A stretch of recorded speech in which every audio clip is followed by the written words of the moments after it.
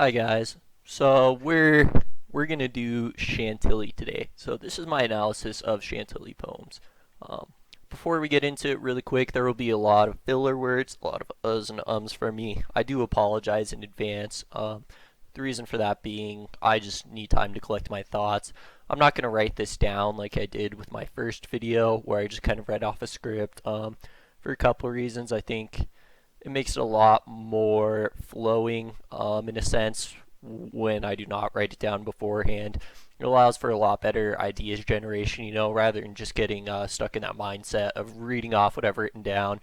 It kind of allows me to explore some ideas a little bit better. So that's how we're going to be doing this video.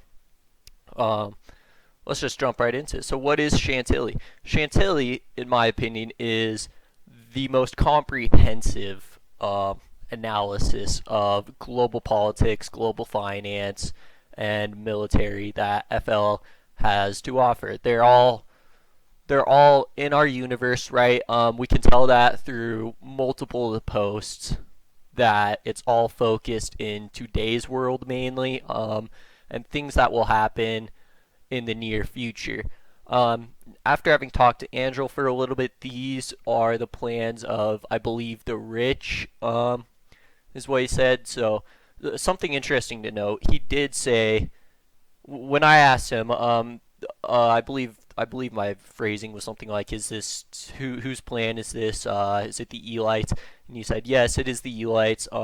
I believe, reading this, we do know the military is involved in some sense. We don't know whether that is the actual military. I mean, or whether it's like the CIA. My money, I mean, honestly, be on the CIA. I'm sure this is a uh, collaborative plan amongst multiple governments and multiple agencies within those governments. Um, but it could be NATO. I mean, it could be United Nations. We don't really know.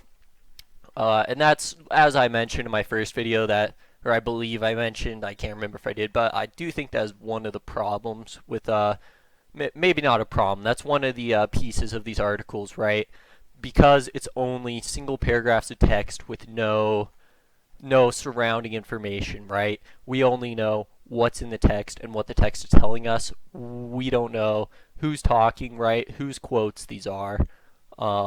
So we don't have a lot of that surrounding information. These are quotes. I believe almost everything they have in English is directly quote, or from what I've been told, at least from asking Angel, the English parts are things they cannot translate into other languages, right? For one reason or another that he didn't expound upon for me, it is imperative that these are in English because that is the correct way to translate them. That's the correct way to talk about them, right? So, also what he said is that even though these are the plans of the elite, right? We shouldn't worry about it. Like, these are their plans. They may not work out, right? Um, looking at it, I must say, to me at least, it did seem like this was a some sort of secret society conspiracy type thing, right? I mean, let's be real, destroying the entire global financial system and taking down nations is something you expect to be planned from very a very well connected elite group of people, just a group. But asking him, the answer he gave me, and I thought it was really good, was that the rich don't really trust each other, right? There is no reason for them to have these groups. And secret societies aren't really a thing, is what he said. They're not, or at least they're not something you should be worried about. So I'm not sure I entirely believe that. I don't believe Andrew was lying to me. I just think what he perceives a secret society to be might be different from what I'm perceiving it to be, right? I mean, there's absolutely no way you can say if there are multiple people planning around this, right? If there are multiple people planning a collapse of the traditional monetary system and keeping it from the general public, right? I would consider that a conspiracy within a group. If that group has ways of talking about things the general public are not aware, which I think is a fair assessment that they do, considering a lot of the ideas they present in this that just seem like like ideas that the group itself has come up with, right? I don't really know how to explain it. I guess just a lot of these ideas are things that seem like solidified into the groupthink around this idea, right? From what we can tell from these paragraphs. So personally, I think it's a fair assessment that there is an elite group planning this conspiracy. But like I said, we don't have a lot of that surrounding information. And I don't believe Andrew was lying to me at all. I think he was trying to be as accurate as he could. So, and it does make sense that the rich don't trust each other, right? Like you do not become a millionaire simply by trusting everybody, right? Like there's always somebody hungrier than you. There's always somebody more ruthless than you, and they will take your money, right? They will take you for a ride and take your money. So it's I do believe it is very hard to be a mega wealthy person and still trust people, right? Uh, that's what war is, right? Nations cannot trust each other. Nations cannot be allies, and they are not. Two nations cannot be the same nation inherently within that paradigm of two different nations because they don't trust each other, right? Among other reasons. I mean, yes, you could get into like nation states and all that, but inherently, if they are two separate nations, they do not trust each other. Right? If they did trust each other, they would be one nation, and they would trust each other to vote. Not even to vote, to collaborate together, right? To become one nation. So that's mine. That's my analysis anyway. So, or I guess starting analysis.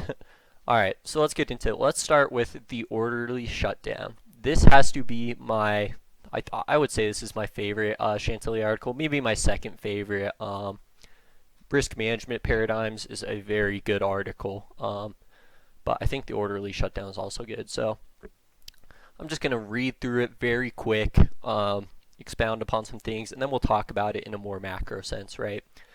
So the design of a disruptive crisis must also be done according to procedures. Once the cryptocurrency system has been deployed and successfully tested, the collapse of the dollar-based monetary system can proceed as planned. Actually, we are moving from a system based on the gold standard, which actors do believe that the declared quantities of gold are really what they are told, to a system based on altcoins, in which the agents do believe secrecy and anonymity is guaranteed. Of course, this is not true.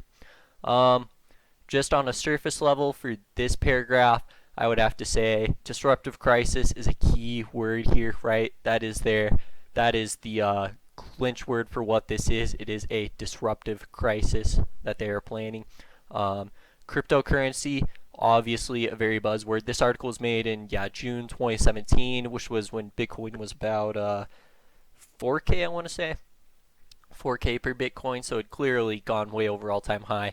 But the other thing to know about this is they specifically use altcoins in the paragraph, right? They do not say Bitcoin, they say altcoins, which implies Bitcoin. I think you could get from that, it implies Bitcoin is still around, in some sense in this scenario, right? Because for there to be alternative coins, there has to be a Bitcoin, a main coin, for there to be alternative coins, right? But it's also interesting. I do I do bet large on crypto. I I I think this Chantilly in particular has pushed a lot of that in me. I do bet very large. I mean, the stinky linkies, am I right, guys? But um, yeah, and then the other thing to note is the collapse of the dollar-based monetary system. I think we're seeing that underway. They say dollar-based in particular, right?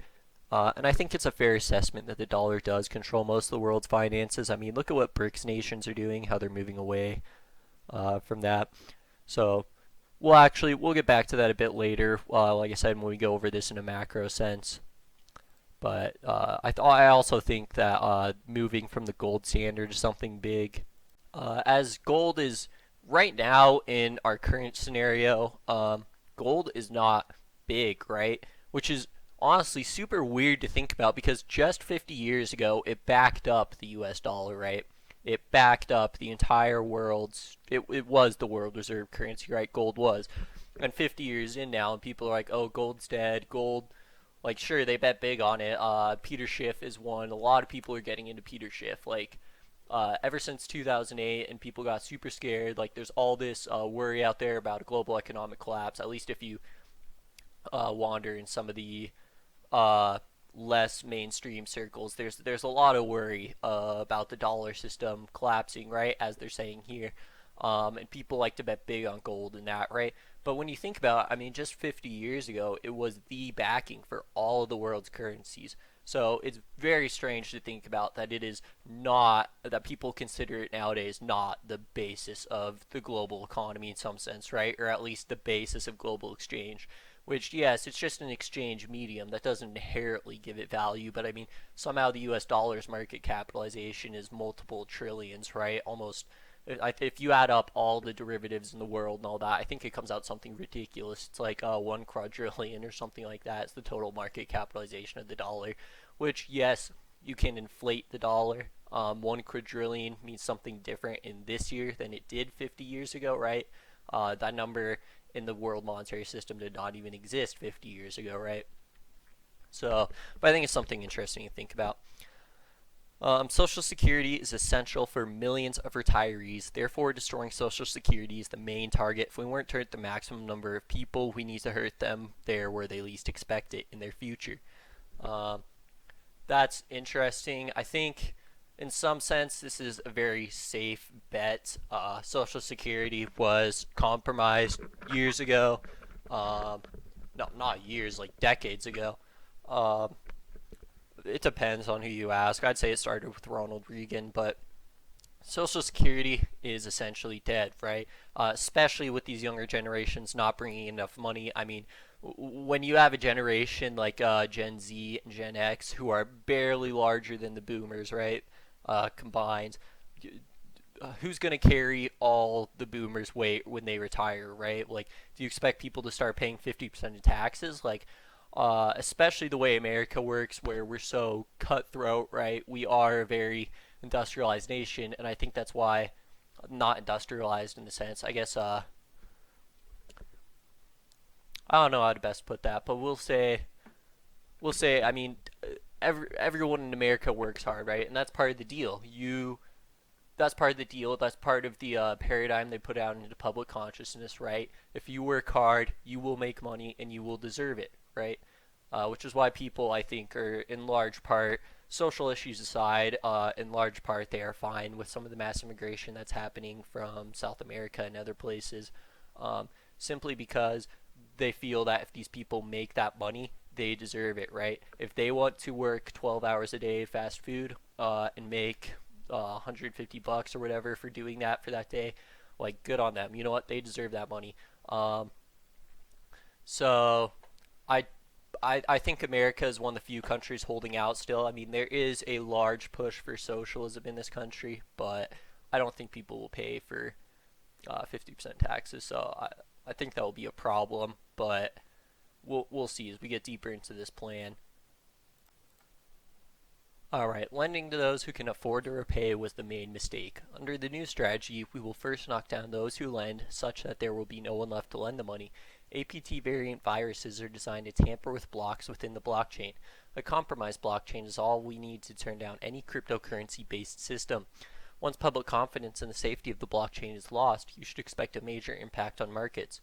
So this is interesting. I think the lending part seems kind of disconnected from the rest, but I mean, it could make sense if they're trying to get all the money collected into one spot, right? They're trying to get all the money from all throughout the system, gold, derivatives, real estate, all that, and collect it all into crypto, and then take down crypto. A virus is definitely the best way to do that. So, uh, but those who lend does seem very disconnected from the rest, but I think it's very pertinent. I mean, it does make sense. Poor people tend to lend money a lot, right? Through payday loan places, which are everywhere. Uh, Poor people take out mortgages. Poor people take out car loans, right? Stuff like that. If you don't have a loan, you can't do a 5 year repayment plan. You can't buy that thing. And just through living expenses and inflation, you will most likely not be able to purchase a car ever if you cannot, or purchase a house ever if you cannot pay for it all up front, right? So Taking down people will be able to lend will definitely secure a quality of life lowering for most people. So, to continue on, destroying the entire global financial system is the only solution to speed up the paradigm shift. Cryptocurrencies do have but one and just one key advantage for us. They will allow us to finance black projects in an even more secretive way. In fact, altcoins and cryptocurrencies are also one of our black projects. You see, we control the data flow and we control the blockchain. The next step is introducing crypto commodities. Ever heard of artificial water? So right here kind of lays out a little bit what I was talking about earlier. Destroying the entire global financial system is their proposed solution, right? Why would they want to do that? It said we'll get into it a bit more down here. I do believe there is another paragraph. Actually, I don't believe. I know there's another paragraph that goes into more about why they want to take down the global financial system, right? Why they want this paradigm shift. Like I said, they're trying. As far as I see this plan, they're trying to collect all the money into crypto, right? Which makes sense. I mean, collapse the dollar, pump crypto.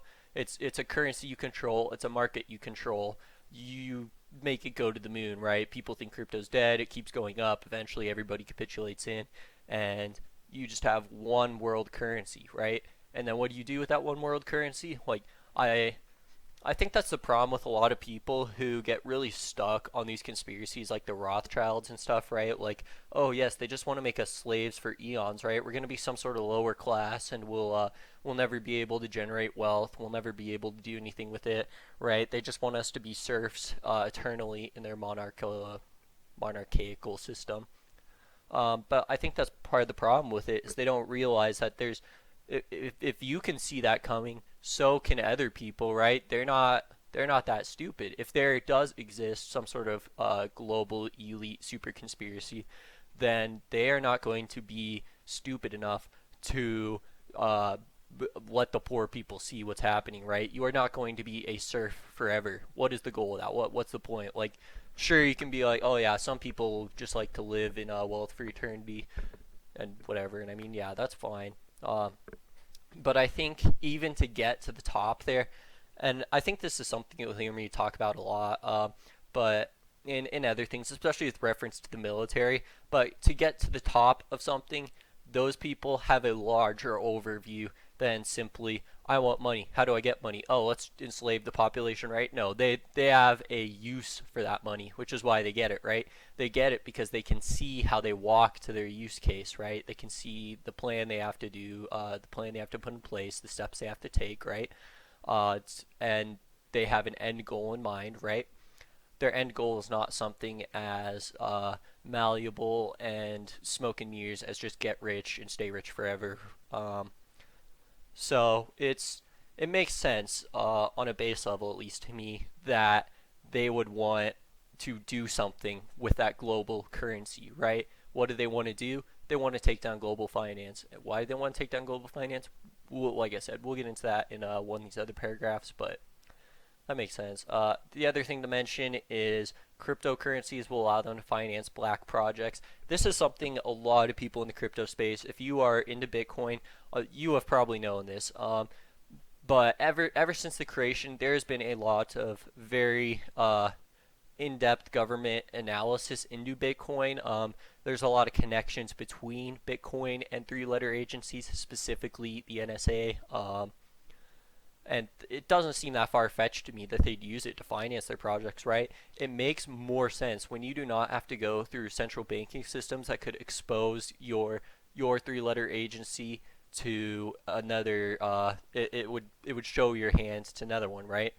If if the International Monetary Fund controls SWIFT, it doesn't control SWIFT, but if they can see what SWIFT does, right, they have overview of what's happening in those banking systems, you will not be able to transfer money to North Korea without being reprimanded, right? But what if you need to do human trafficking, drug trafficking, and arms trafficking in North Korea and get those over to the cartels in Mexico to do some sort of scheme or whatever, right? I'm not saying that is what happened. That is what's happening right now. I'm not going to speculate on that either, because right now we are simply looking at what Chantilly is telling us, right?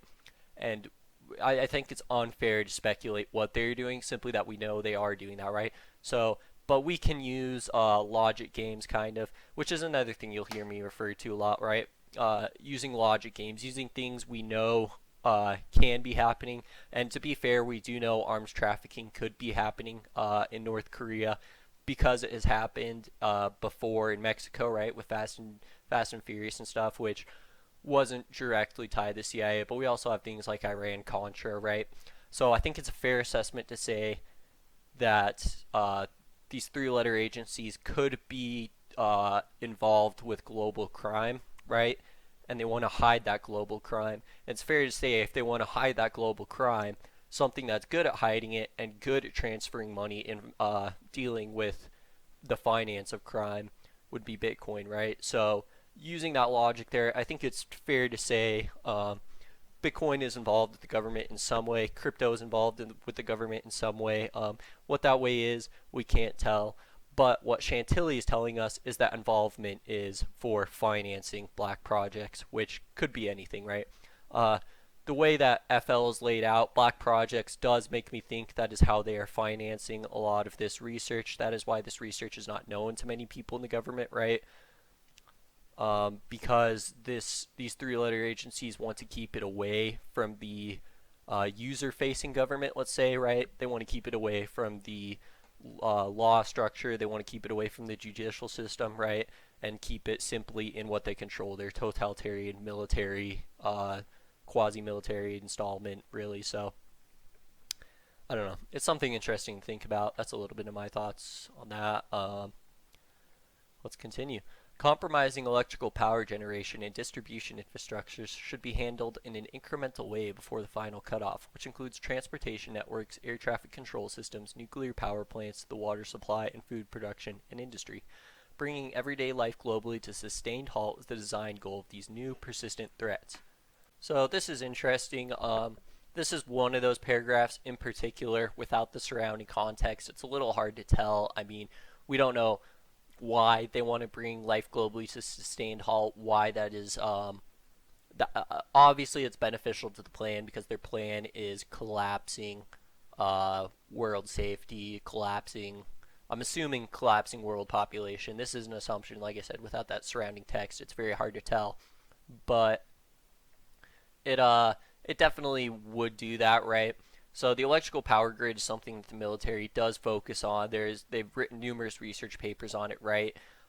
Which is interesting to me because when we go over a lot of these things, a lot of these articles, they go very in depth about how to keep things safe, right? How to preserve and militarize a lot of civilian things. The military power grid is one. We need the power grid to survive, really. But in actuality, it's a very fragile system, right? You can take it out. I mean, one EMP would absolutely destroy the U.S. power grid. It's so interconnected, right? If you launch an EMP over Denver, the entire the entire western states and some of the Midwest would be probably out of power for a very long time, and it would absolutely destroy those systems, right? So my thoughts for this is, it's probably at this point, lots of forms of warfare probably use that mutually assured destruction thinking, right? Where countries come to an informal agreement, some ways, maybe even formal in some cases, that hey, you know what? We're not going to mess with your power grid. We're not going to launch. If we get into war, we're not going to launch EMPs over China, right? Don't launch EMPs over us. We won't mess with the power grid. You don't mess with ours, right? And I don't know how deep that goes. Like I said, I am not. We're not involved in this, right? I'm not the CIA. I'm not a think tank for the military. I don't know what the assumptions are there. Maybe if they decide that it's okay to mess with the supply lines into the electrical grid, right? They decide it's okay to mess with getting oil or getting coal into China to mess with their power. Maybe they're saying, hey, it's okay. You can commit war on our supply lines too. I think that's that's probably my bet on what would be happening here. I'm not sure if it's likely. I mean, when you get in a war scenario, it would be most beneficial to you to go all out, right? To, if you have an EMP, to use it, because that would secure you victory in some sense.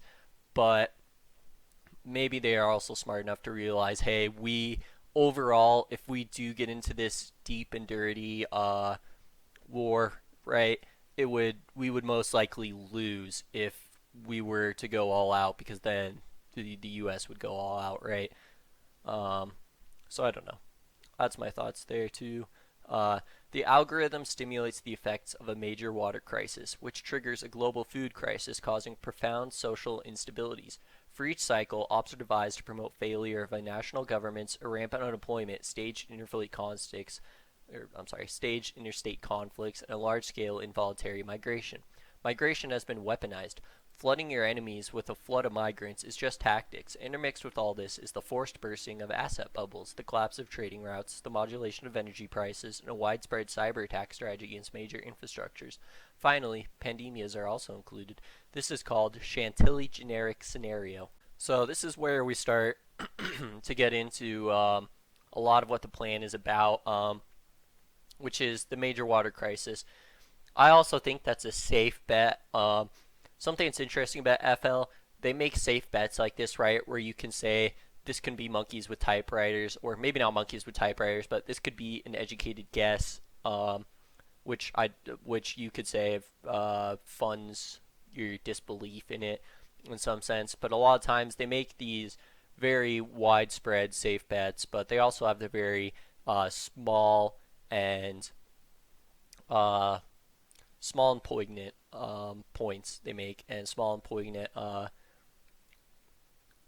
information they give you that shows that where the line is drawn between the major parts of the plan and how they're actually going about accomplishing it, right? So the water crisis is one of those large parts of the plan, one of those pie in the sky. Here's what we're aiming for. We don't have any details yet. We don't know how this is specifically going to go about being accomplished, but this is what we're aiming for. So a water crisis, I think, is undoubtedly going to happen at some point in our life. They are already shipping. I think I read an article the other day. It's like 500 million people in India have to get water shipped to them, right? Through land vehicles, through waterways. They have to get water taken to them, because fresh water that you can pull out of the ground in major amounts is a very scarce resource, right? Like, sure, we could go to collecting rainwater. Like, the, you could say there's no way there could be a major water crisis, but I disagree. I mean, you have 8 million people in the New York area. I don't know how much the state holds. My guess would be probably around 10 million people in the entire state, maybe 30. But all that water comes from rivers and freshwater lakes, right? Which are the only places you can find those large amounts of water to start pumping into a system, right? Collecting rainwater would take large swaths of land, right? It would take huge area, huge resources to build, huge resources to collect, right? So as far as getting water easily and cheaply from freshwater sources that are consistently stocked with fresh water, I think it's inevitable we will end up in a scenario, especially with things like pollution, a very heated up landscape, right, where water is more likely to evaporate and less likely to rain. It's inevitable. One day we will face a water crisis. Like I said, it's already happening in India in some sense, where they have to spend more energy to truck in water to certain places than they would if it was connected to, or if there was enough fresh water to bring them from somewhere closer, from a freshwater source nearby. So I think it's inevitable, really. You you can have your own opinions on it, but yes, a water crisis is inevitable. I think that's a safe bet on their part, and it does make sense on a logical level to me that that would be part of their plan. Um, and it goes more into the plan, right? It's to promote failure of national governments. You see a lot of people involved in things like Illuminati conspiracy research that have talked about this, right? Their plan is to create a one world government. So it makes sense they'd want to take down national governments and replace it with a worldwide government. In some ways, it creates a very distinct picture of what they believe the world to be like, right? They want things too complicated for citizens to get together on their own and complete it, right? They don't like individualism, which I think is fair. I think we need to move to more community-based structures, right? And there are a lot of people who would agree with me. I think they want to manipulate those community-based structures, though, for their own good. That's just my personal thoughts. But in general, this does create a picture of them wanting to create a very complicated environment that will be very hard to get by without a world government, right? Because if you have things like, I mean, not even going into some of the articles, just this articles, if you have a water crisis, what happens if the person leading in America does not want to give water to minorities, right?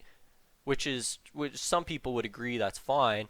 I would agree from a purely militaristic standpoint, maybe even from a social. I think it would be fine, Darwinism, right, and all that, which is that's its own thing. Like everyone should probably have access to fresh water, but you know what? That's entirely another discussion. We're not going to get into that. But purely from a militaristic standpoint, if you have someone in place who is going to deny minorities water, specifically minorities, that is a conflict of interest, and that does not promote community in the sense that you will not have a diverse regional characteristic, and you will only have one type of person and one types of peoples.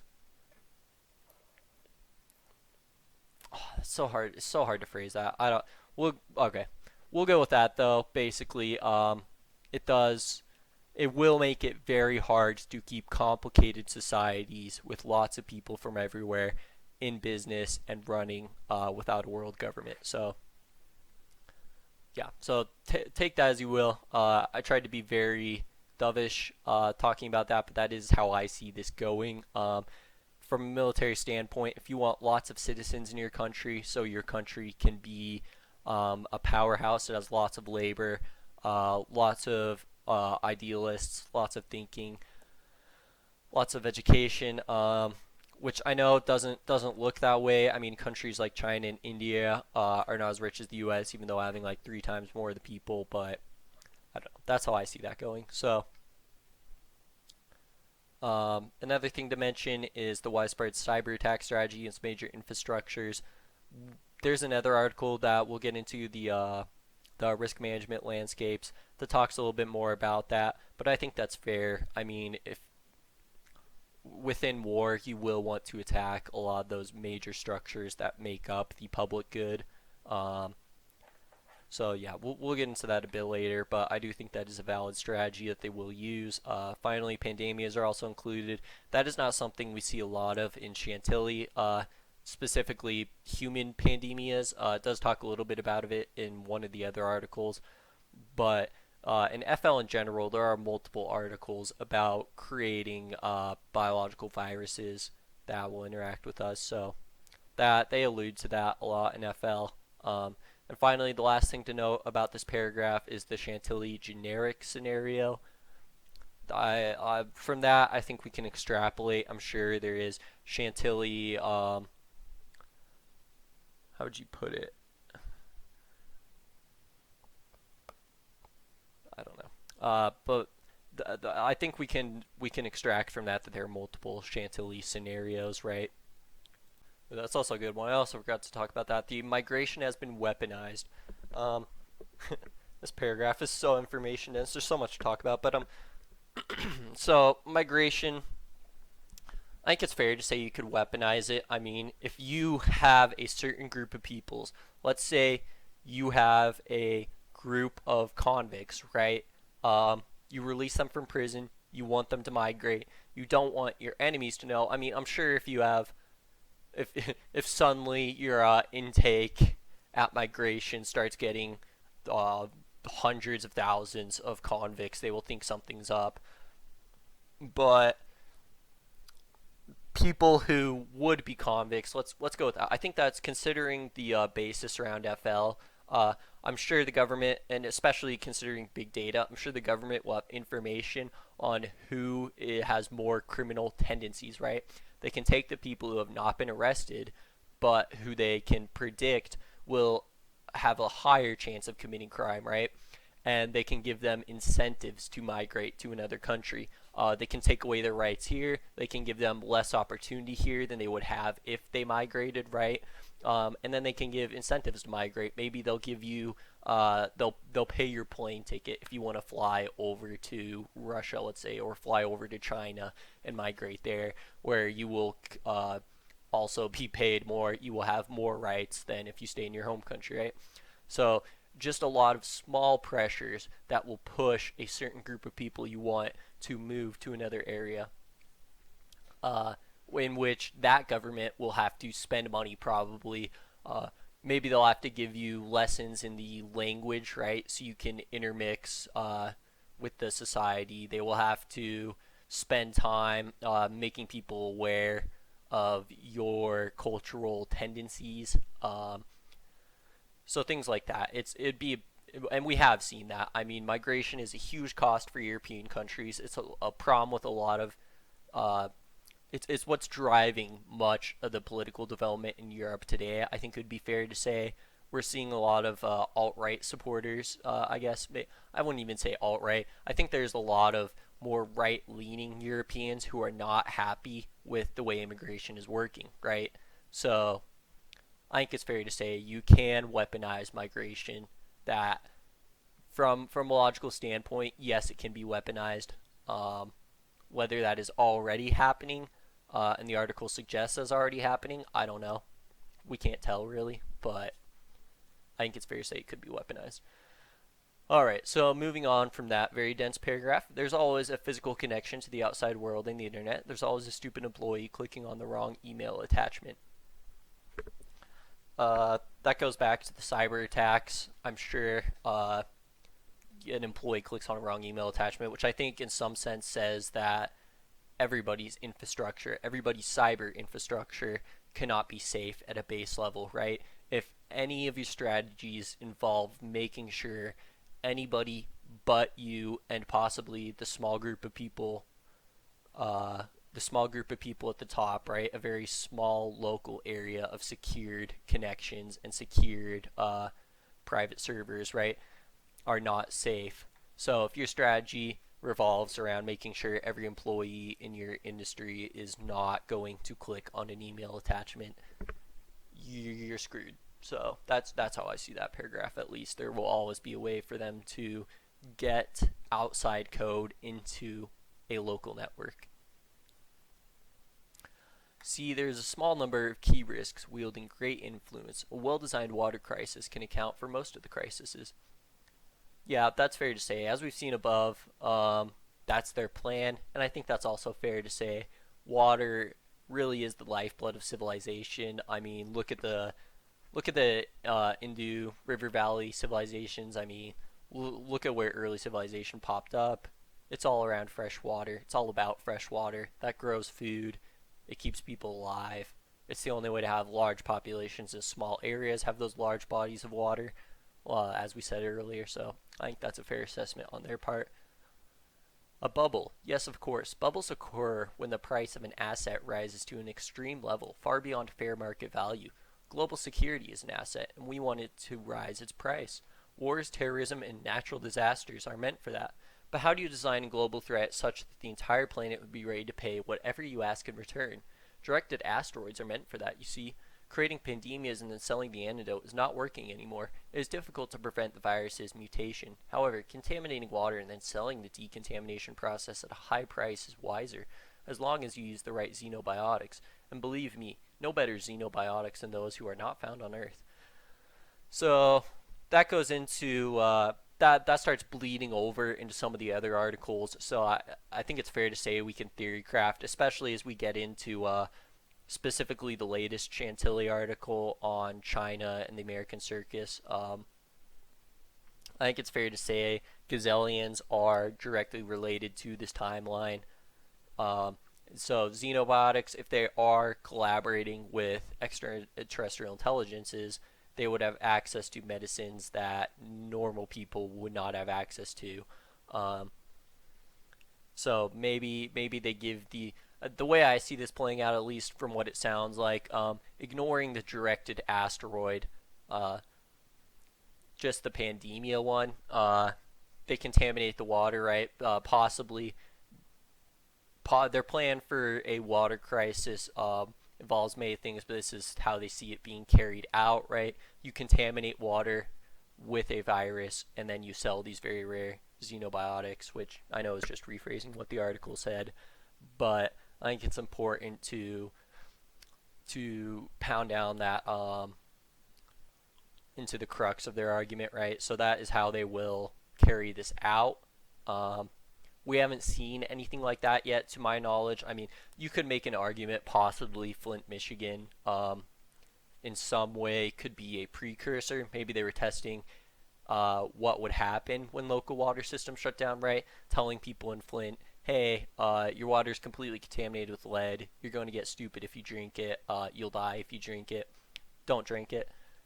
That would be the same thing if a virus got in. That would be the exact same response. Hey guys, your local water system has this really weird variant of a virus in it that's going to kill you if you drink it. Don't drink it. And if you have drinking it, here's this very overpriced medication that we're not going to tell you what's in it, but you should just buy it because it'll save you.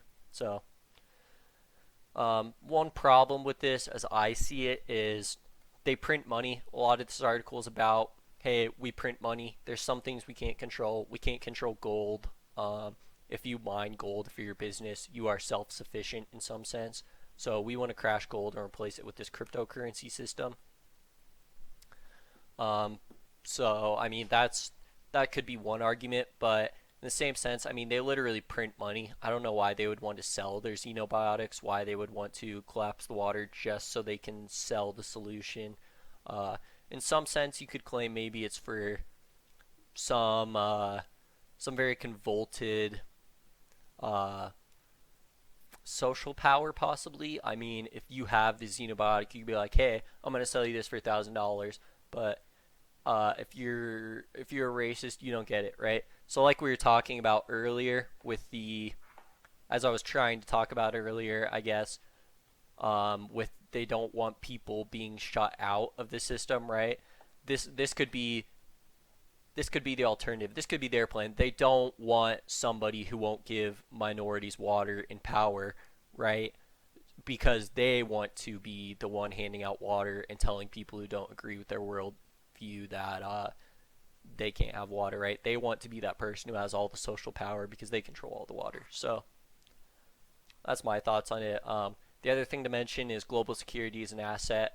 Once again, I would say that's a fair assessment. The military industry is, I think you could say it's the largest industry in the world. I think that would be fair. I know all those things about, yeah, we spend more on social security, we spend more on social welfare nets than we do war. But I mean, in some sense, a lot of that does come down to war, really. In its own way, it's economic terrorism, not economic terrorism, it's economic war. We're seeing that now with currency devaluations, which we'll get into a bit later with the Chinese and American circus article. I think in general, it's fair to say global security could be an asset, and yes, you could raise its price. All right, 45 minutes almost. My apologies, guys. This is huge. This is large. We will continue though. We will push on. So, targeting CalPERS and NBIM, risk landscapes before contact.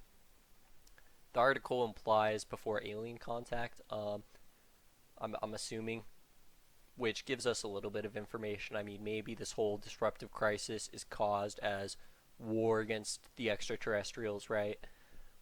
I know that sounds nutty to say, but as I release more videos, especially the ones on a lot of the gazillions and a lot of the ETI implications of FL, I think it'll become more clear that yes, we are trying to wage war against ETIs in some sense, or at least FL proposes. Maybe not even FL. At least the elite's plans propose we need to make war with extraterrestrials. We need to treat extraterrestrials as a military threat, right? Which is fair, I think, to say. So, yeah, just something interesting to note. I'll try to do this one a bit faster. My apologies, guys. All right. Anthem was the target of a very sophisticated external cyber attack. The hacker attack on health insurance provider Anthem Blue Cross, announced last night, in particular affects hundreds of thousands of members of the California Public Employees Retirement System. CalPERS, the country's largest retirement system, is also known for its shareholder activism, such as discouraging what it considers excessive CEO pay by companies. CalPERS maintains its activism helps improve company performance is for the overall betterment of society. So this is just going into a little bit about what CalPERS is. The like we said, the going back to the cyber attack stuff from the previous article. This is showing that cyber attacks can happen on large institutions like Anthem Blue Cross, right?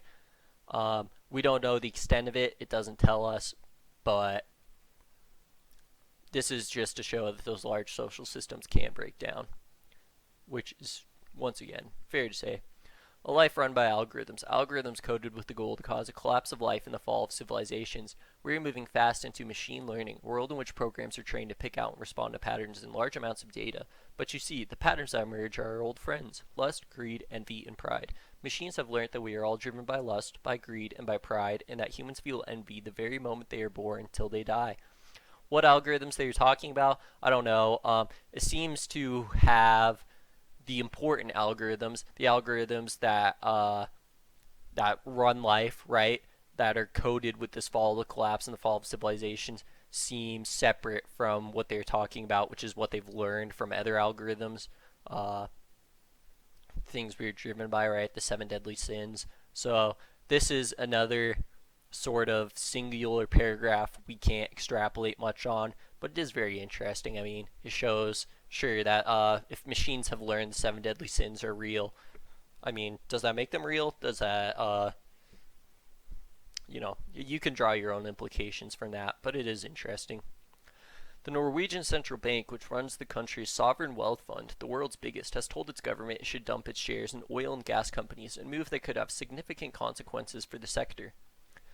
So this is getting into a little bit about that problem with the problem with global climate change, which is huge, right? That's a lot of, as we get more into the FL articles, especially the collapse of the human civilization ones, right? They predict that by 2500, I believe, is when human civilization will collapse, the biological sphere will collapse, right? As they seem to propose it, it is because of climate change, right? Which they go a little bit in depth about how there's some effects of climate change we haven't totally discovered yet, right? And from talking to Angel, he has told me that yes, we are indeed ruining the earth with with destroying our environment, right? So hold up, we'll just jump to this next paragraph. I think we'll talk about all these three in a block, sort of. The world is not yet prepared for the development of machines with greater general intelligence than humans. Actually, they expect to interact with highly advanced stellar societies, but not with highly advanced robots here in their home planet, so that, in fact, it is better to start humanizing those machines, making society to believe they're actual beings instead of machines. So, Norway's sovereign wealth fund is the world's largest. It is managed by a unit of the central bank called Norges Bank Investment Management, NBIM. It answers to the board of the central bank and the Norwegian parliament. It can invest in stocks, bonds, and real estate abroad only. It owns an average of 1.3% of global equities. However, NBIM has failed to learn how to make economic growth more inclusive and how to reconcile growing identity nationalism with diverse societies. Sure, this is something Sol 3 has failed to learn for a long time now, but in the case of Norway, it seems interesting for us to perturb the system. We need to disrupt Norway if we wish to put in place the Arctic exploitation strategy.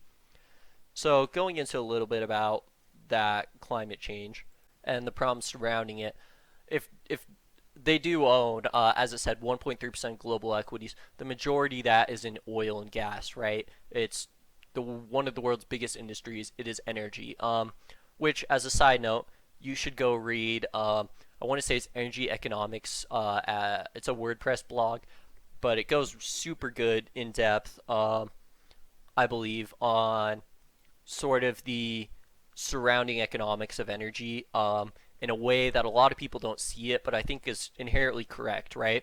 And FL actually proposes sort of the same thing. It kind of has an undercurrent of energy moves the world, right? Energy is what allows us to make profit. Energy is what allows our civilization to develop and grow.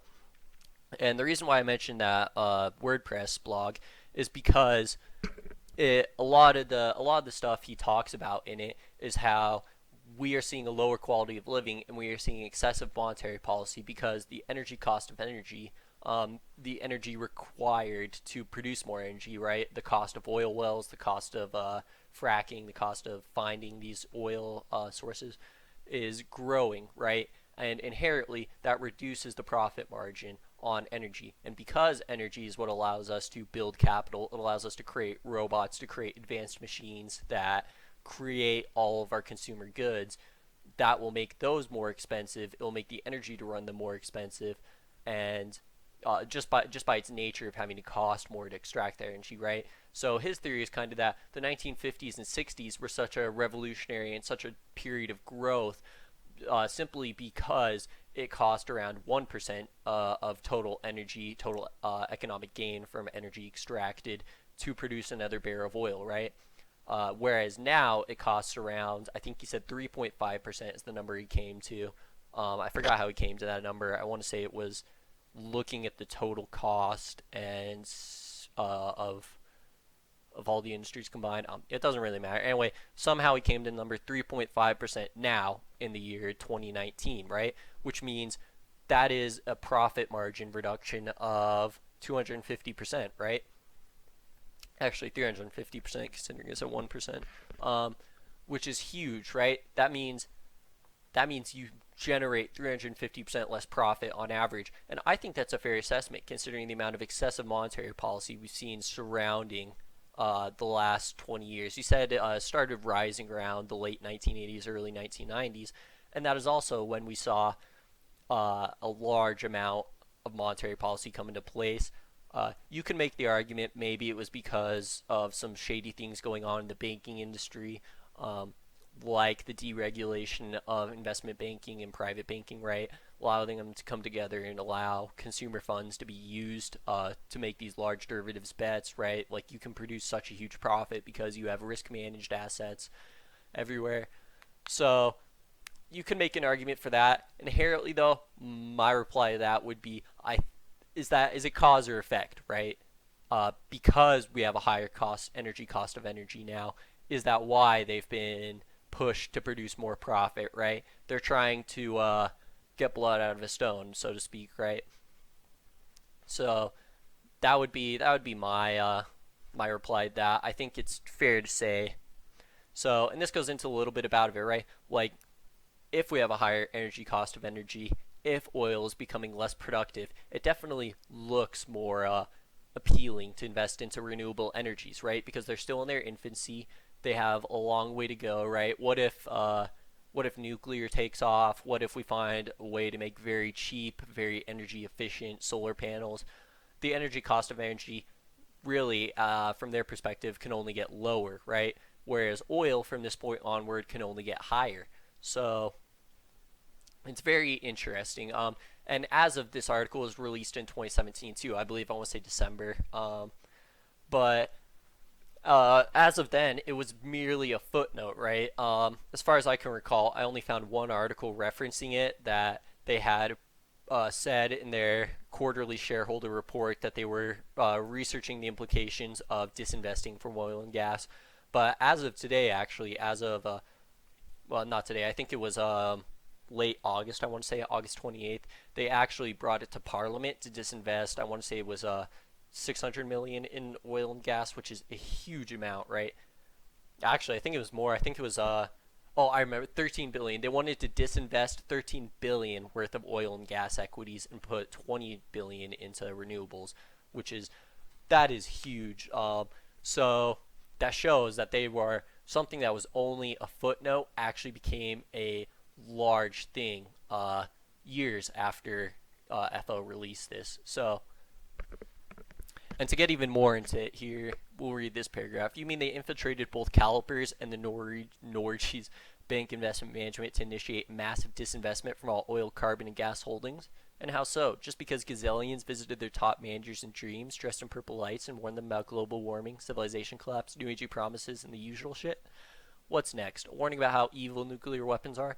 I recall the idiot first wanted to shut down all of our nuclear missile programs because he reasoned if we cannot use our missiles, better for us to forget about them and save money. Tell me, how much did it take for us to convince him that was a very bad idea? It seems to us CalPERS and NBIM need to learn the hard way how the world works. So, this gives us a lot of information. Obviously, the most pertinent, I believe, is the reason for this disinvestment was because they were visited in dreams by aliens who told them to disinvest in oil and gas because there would be global warming. It would cause that biosphere meltdown in 2500 and would destroy our civilization, right? And obviously, anyone who gets those sort of visions, those sort of dreams from aliens is going to take them seriously. And as we've seen, they've taken it to Parliament to disinvest in those. Once again, cause and effect. We can't know if this actually happened. I'm sure actually NBIM hates me because I think I've emailed them about 5 or 6 times at this point, and they just ignore my emails. But I've emailed them asking if they have seen, if this is true, not if they have seen, but if this is true, and they just ignore me. I'm sure they think I'm crazy. If this did happen, it was most likely somebody very high in the banking system, some very central government authority that this happened to. But it's interesting, right? It shows why they want to, which completely makes sense. I mean, at this point, oil and gas, the future specifically at this point is looking very bullish for them. Saudi is doing a public IPO for their Armco, the Saudi Republic. It's going to be like the biggest one in history or something like that. Personally, I don't spend too much time looking at energy. It's just too volatile. I choose, and specifically our fund, it does not invest largely in oil and gas because of that. We do mostly equities and bonds, a lot of retirement accounts, so mostly equities and bonds. But either way, it's energy is looking very bullish at the moment. So the fact that they want to dump 13 billion on the market is frankly insane. There's just a surrounding theory crafting almost. This does sound fairly reasonable about why they would want to do that. The other thing to note is we cannot use our missiles, right? The idiot wanted to cancel, the idiot being quickly Donald Trump. They wanted to shut down the nuclear missile programs because we cannot use them. That is interesting because there have been multiple reports that in the Soviet Union, the Soviet bloc, in the late 60s, there were multiple test launches, I believe, where they wanted to launch a nuclear missile, and a UFO was spotted over the launch facility, and everything went offline, right? They could not launch the missiles. So this tells us, number one, this probably happened in the U.S.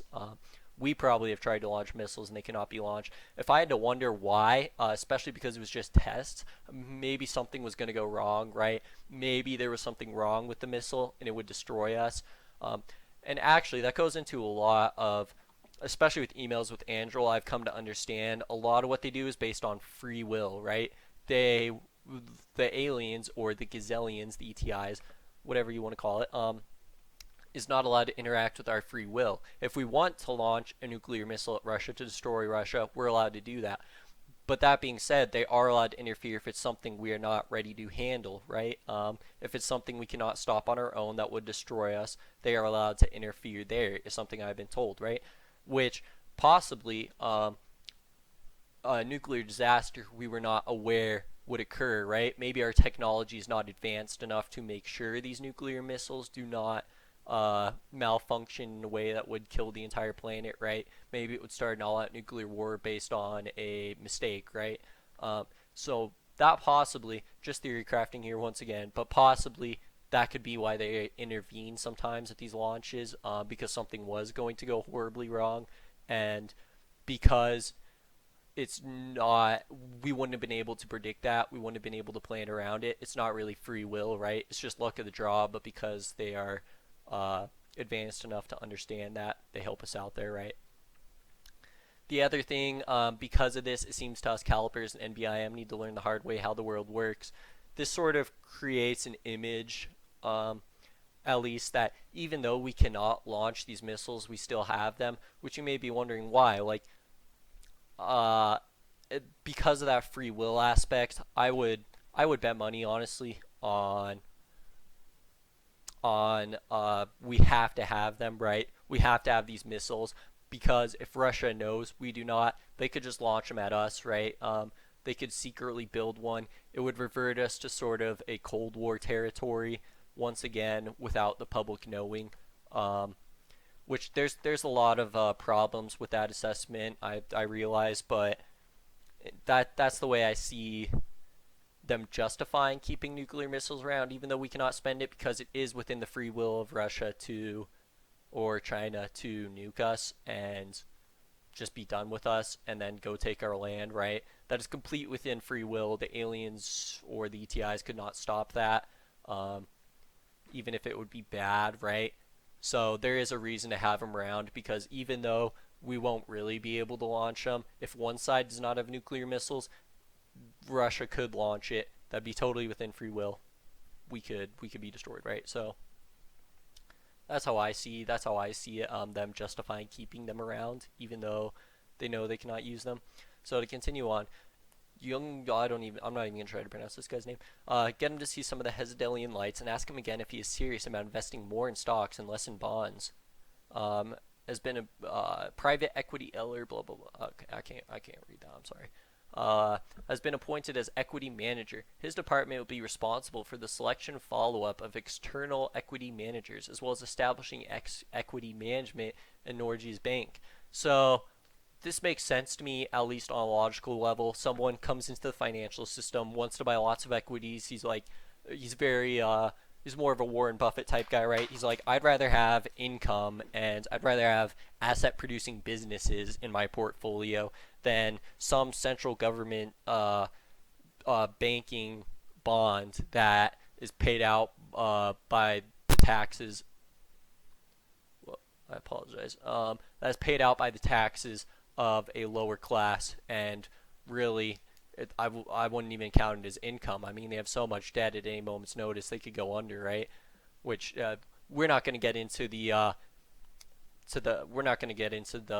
financial implications of why I believe it's fair to say that the central banks aren't very secure, right? We're not going to get into that, but I do think it would be fair to say that, and it'd be fair to say somebody playing at that high of a level in the financial world would also see that and would be like, wait, guys, why are we investing in these bonds when we can just invest in companies, create companies, own equity that is sure to get us a return, and we have complete control over. We are shareholders in, right?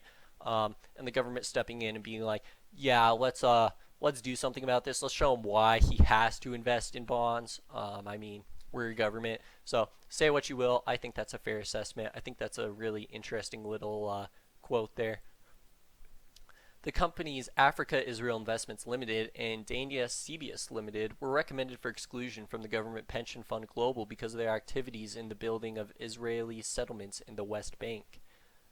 Global Pension Fund Global. I don't know what that is. Give me one sec. I'm gonna pause the recording and look at. Okay, so it looks like it's a Norway-owned government, or at least an NBIM-owned government entity that all petroleum capital goes into to manage it for the long term. I couldn't find a net prospectus for the fund, but presumably it as it says on its website, it's a pension fund, right? So we know, like they said, it's for the future, but presumably it's how the government risk manages its petroleum money and keeps it growing, rather than just doing something silly like using the or maybe specifically because they realize that using it to pay interest on bonds is not a very good long-term strategy. Maybe they can see where, well, maybe not maybe, if they're part of this plan, if they're integrated into it, they obviously can see, as we were talking about earlier, where the financial system is going with cryptos taking over and all that,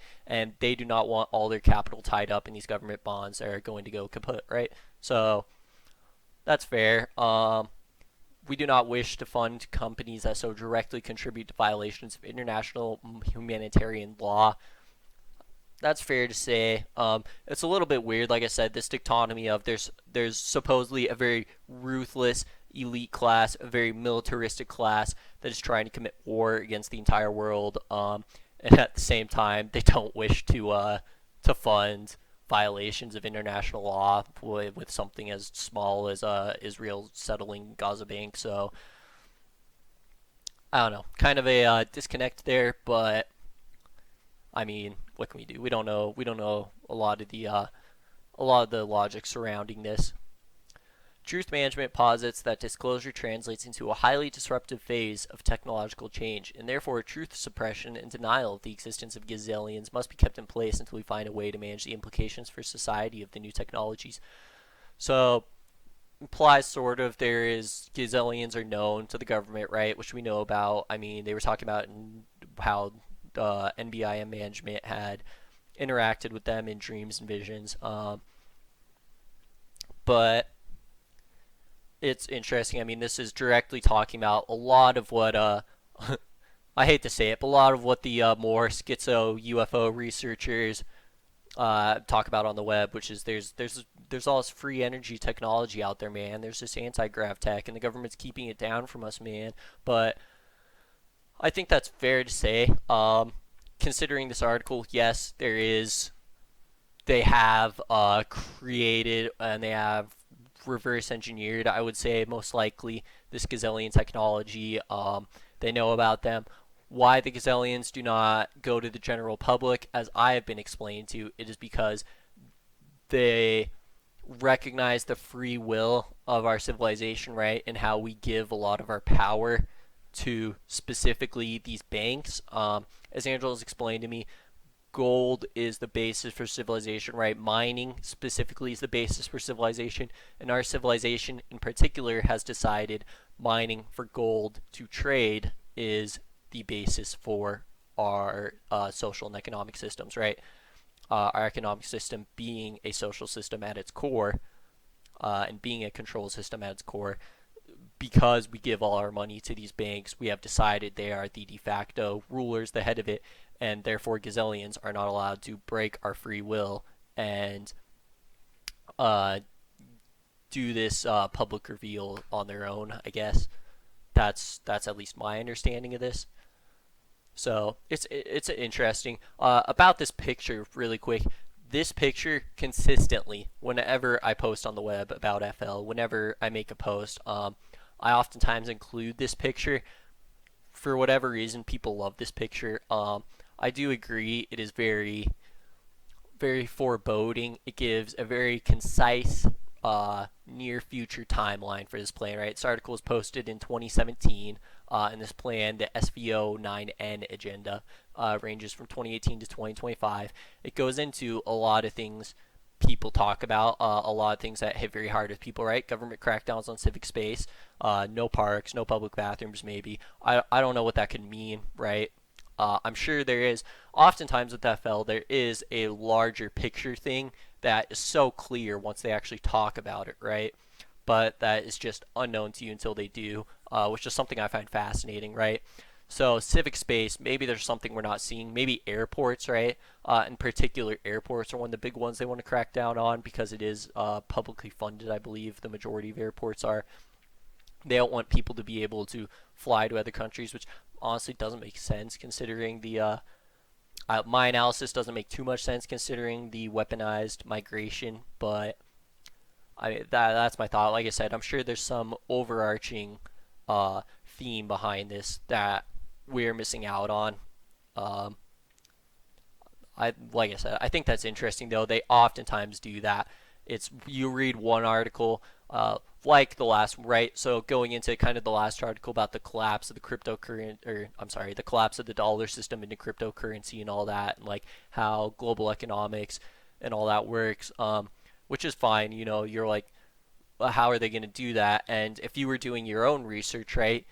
I would bet money the things you would run into online that tell you how the dollar is going to collapse would be a lot of like New World Order plot lines, right? Like, oh, I think the one world currency is a good one to kind of to go into too, right? Like you'd be, oh, they're going to use this like I was saying a lot earlier, probably about 40 minutes ago in this video, you would assume that one world currency is going to be used to control people and keep people down.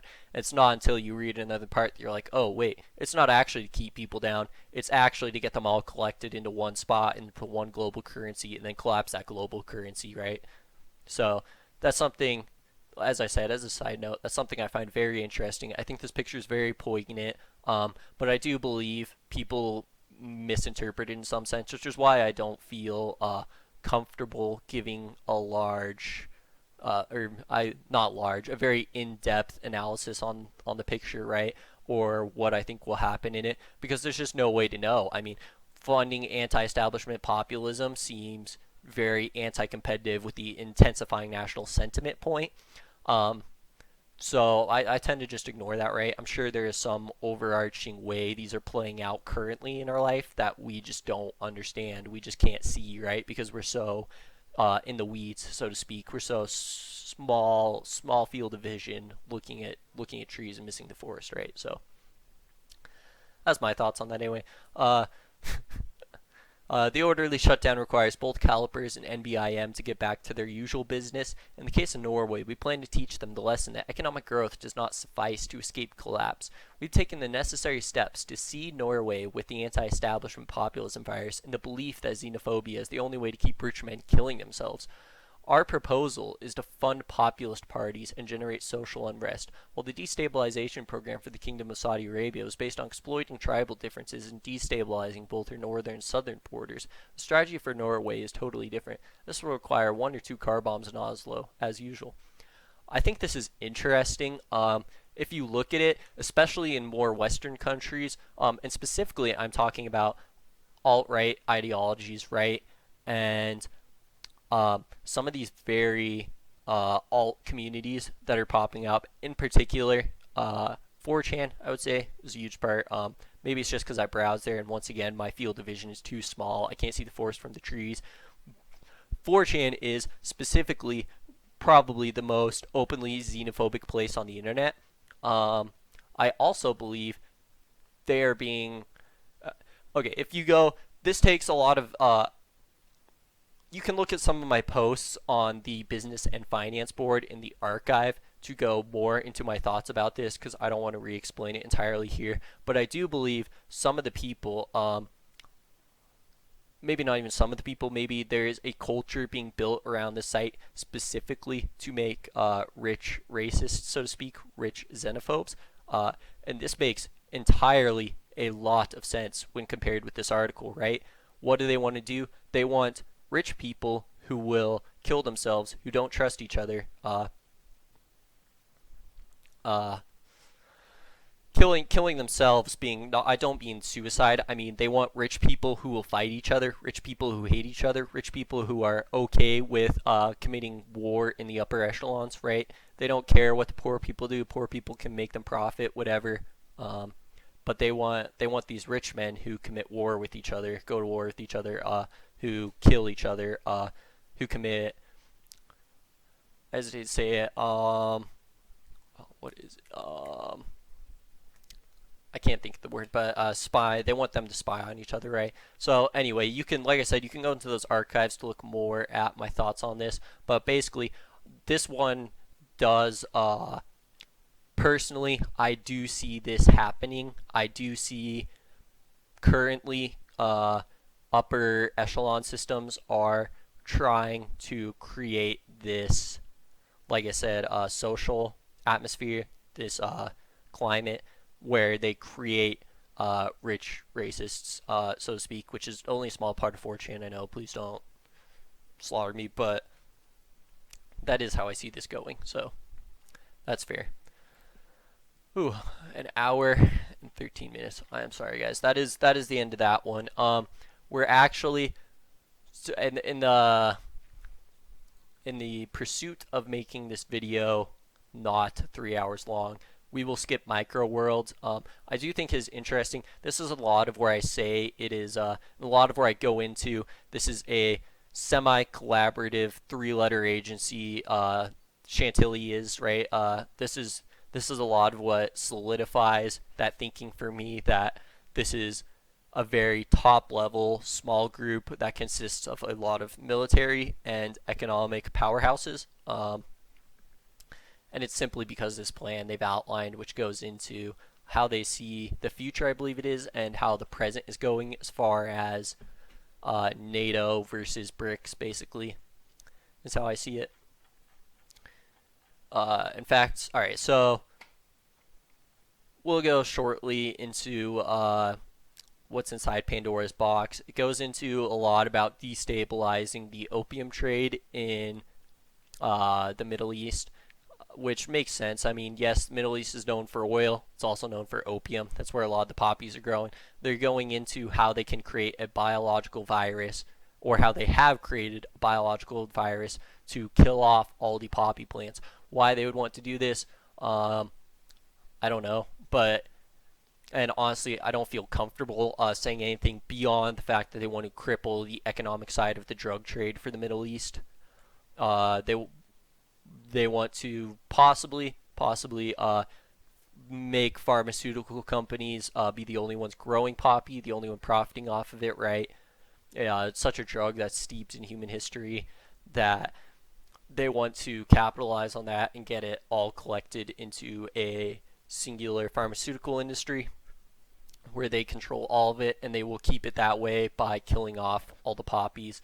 So they also mentioned they created a super poppy using the same process they used to destroy all these poppies.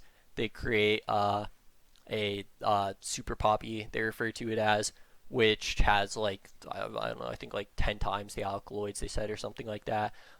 And the important part of this is they said that imagine deploying that heroin via aerosols through the ventilation system of an office building for 3 days. Has no color, no odor. I mean, you won't notice. In 3 days, you'll become addicted without having a clue of how that happened to you.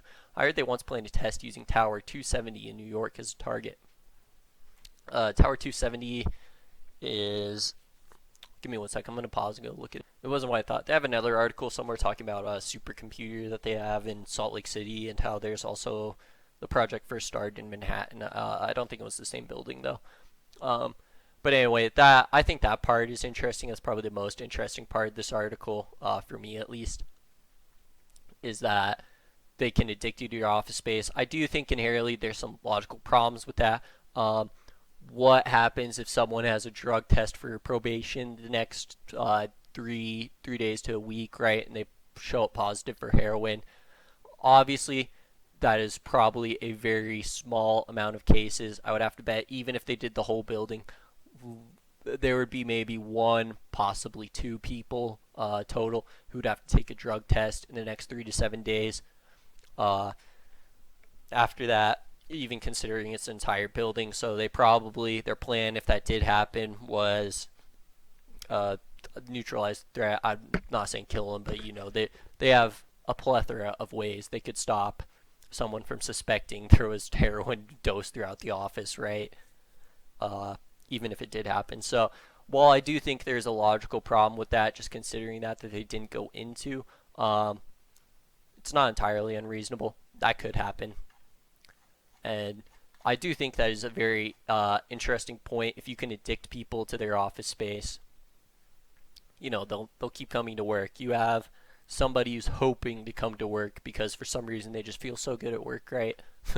So, yeah. Also, they said they were testing in Build 270 in New York. Where I'd see that most being used probably is in strip clubs or something, some other form of human trafficking, which, once again, not going too much into it, but I don't think it would be unreasonable to say some of the three-letter agencies probably have a finger in human trafficking, and that is where I see the dispensing aerosolized heroin being used. It would attract those customers back to places like strip clubs, back to, forgive the French, but whorehouses, and it would keep those people locked into there. And it would also have the effect of being in a place where they could consistently do that, because a lot of those people are very involved in drugs already, opiates already. So yeah, that's my thoughts. To go into another small one that we're not going to take too much time on, black biology. This one thing that's interesting about this, it talks a lot about synthetic meat, which is huge now. At least it's blown up with Beyond Meat. I think its market capitalization was 14 billion at peak. I want to say. I mean, they don't generate a lot of money. Um, it's interesting, which that's also interesting to me. If they do, economics can be used to create these social climates they want, right? In some sense, I believe. There are value investors and quantitative investing people who are looking at Beyond Meat, going, this country, or I'm sorry, this business only produces 34 million. Why are they valued at 14 billion? And then the logical conclusion they come to is, oh, this is the future, bro. This is obviously meat that isn't made in a factory. Well, I guess that's the opposite. Meat that doesn't come from an animal and is made in a factory is the future, bro. This is what all the kids are doing. That's why it's worth 14 billion. Like, I'm just a genius. All I gotta do is see what the kids are doing, bro. So anyway, it also goes into where is it? Yes, the Roxy herbicide tolerant rice system, which is interesting. How they found a singular gene in rice that will allow rice to be innately pest free, just by changing it, which kind of goes into GMOs a little bit, which I think is interesting. Personally, this article and the last one we're talking about are my least favorite of Chantilly, just because they're so there's not a lot of overarching themes besides what you can get from the fact that they want to destroy the drug trade. Food is controlled, right? This is what this article, what I get from it at least. Food is controlled. They can modify food. They control where food goes. Food is something we all have to eat, right? It is clearly a vector for attack against large world populations, which is fair. I mean, once again, I hate to say it, but a lot of the more schizo conspiracy sided people have been talking about things like what's the big one? Fluoride in water, I think, is a good example, right? We all have to drink water, as I mentioned before, with the water collapse, but uh, obviously it's a vector for attack, and they believe fluoride is the way that that vector has been utilized, right? So I think it's fair to say, especially from a military standpoint, and I'm sorry, this isn't completely related to this article in particular, but I do want to talk about it. I think it's important to realize that a lot of this, even if it is not true, right? I think a lot of these ideas are very based in reality, which is something that makes FL interesting to me, right? They're very based in reality. And furthermore, I'd go as far as say if militaries are not exploring these avenues, if they are not exploiting them, um, that is stupid.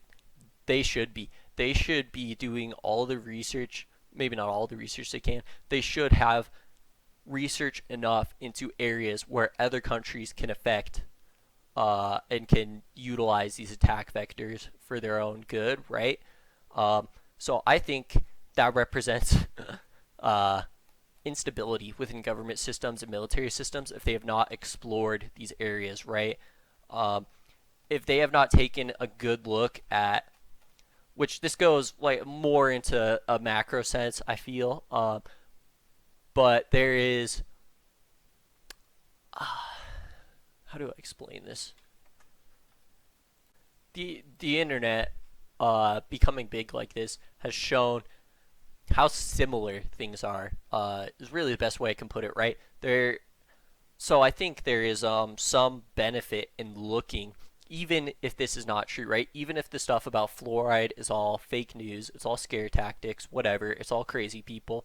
Um, there is some use into looking into those very specific things that people have focused on. Not people, that a person has focused on, right? Um, what's the word? Exclusive information that is information that you don't find anywhere else. The word I was trying to use has totally slipped my mind. I apologize. But there is a use for looking to information that is different from other information, right? The same fact gets spread around the internet like 50 times. The same conspiracy does not, right? Um, it is, unique. That is what I was thinking of. Ideas that are unique I believe, are the future in some sense, right? Even if it's crazy people speaking these ideas, you see how similar people think, right? You see how there is a very clear pattern in the way that people manipulate information. So if you have all this information floating out there that people are telling each other, that gets spread around a lot, right? Um, it's very similar, and you can exploit that, right? If people are not looking at the water supply as a threat because they're like, "What? You think the fluoride's going to kill us? I know the fluoride's not going to kill us, bro." And you exploit that, and you instead put a virus in the water, a genetically mutated virus. People are not looking for that, right? If they're doing, if even I would go as far as say, even if scientists are doing tests on the water, uh, their worldview will be impacted by such things as the fluoride conspiracy, right? Maybe they'll be looking for chemicals in the water, right?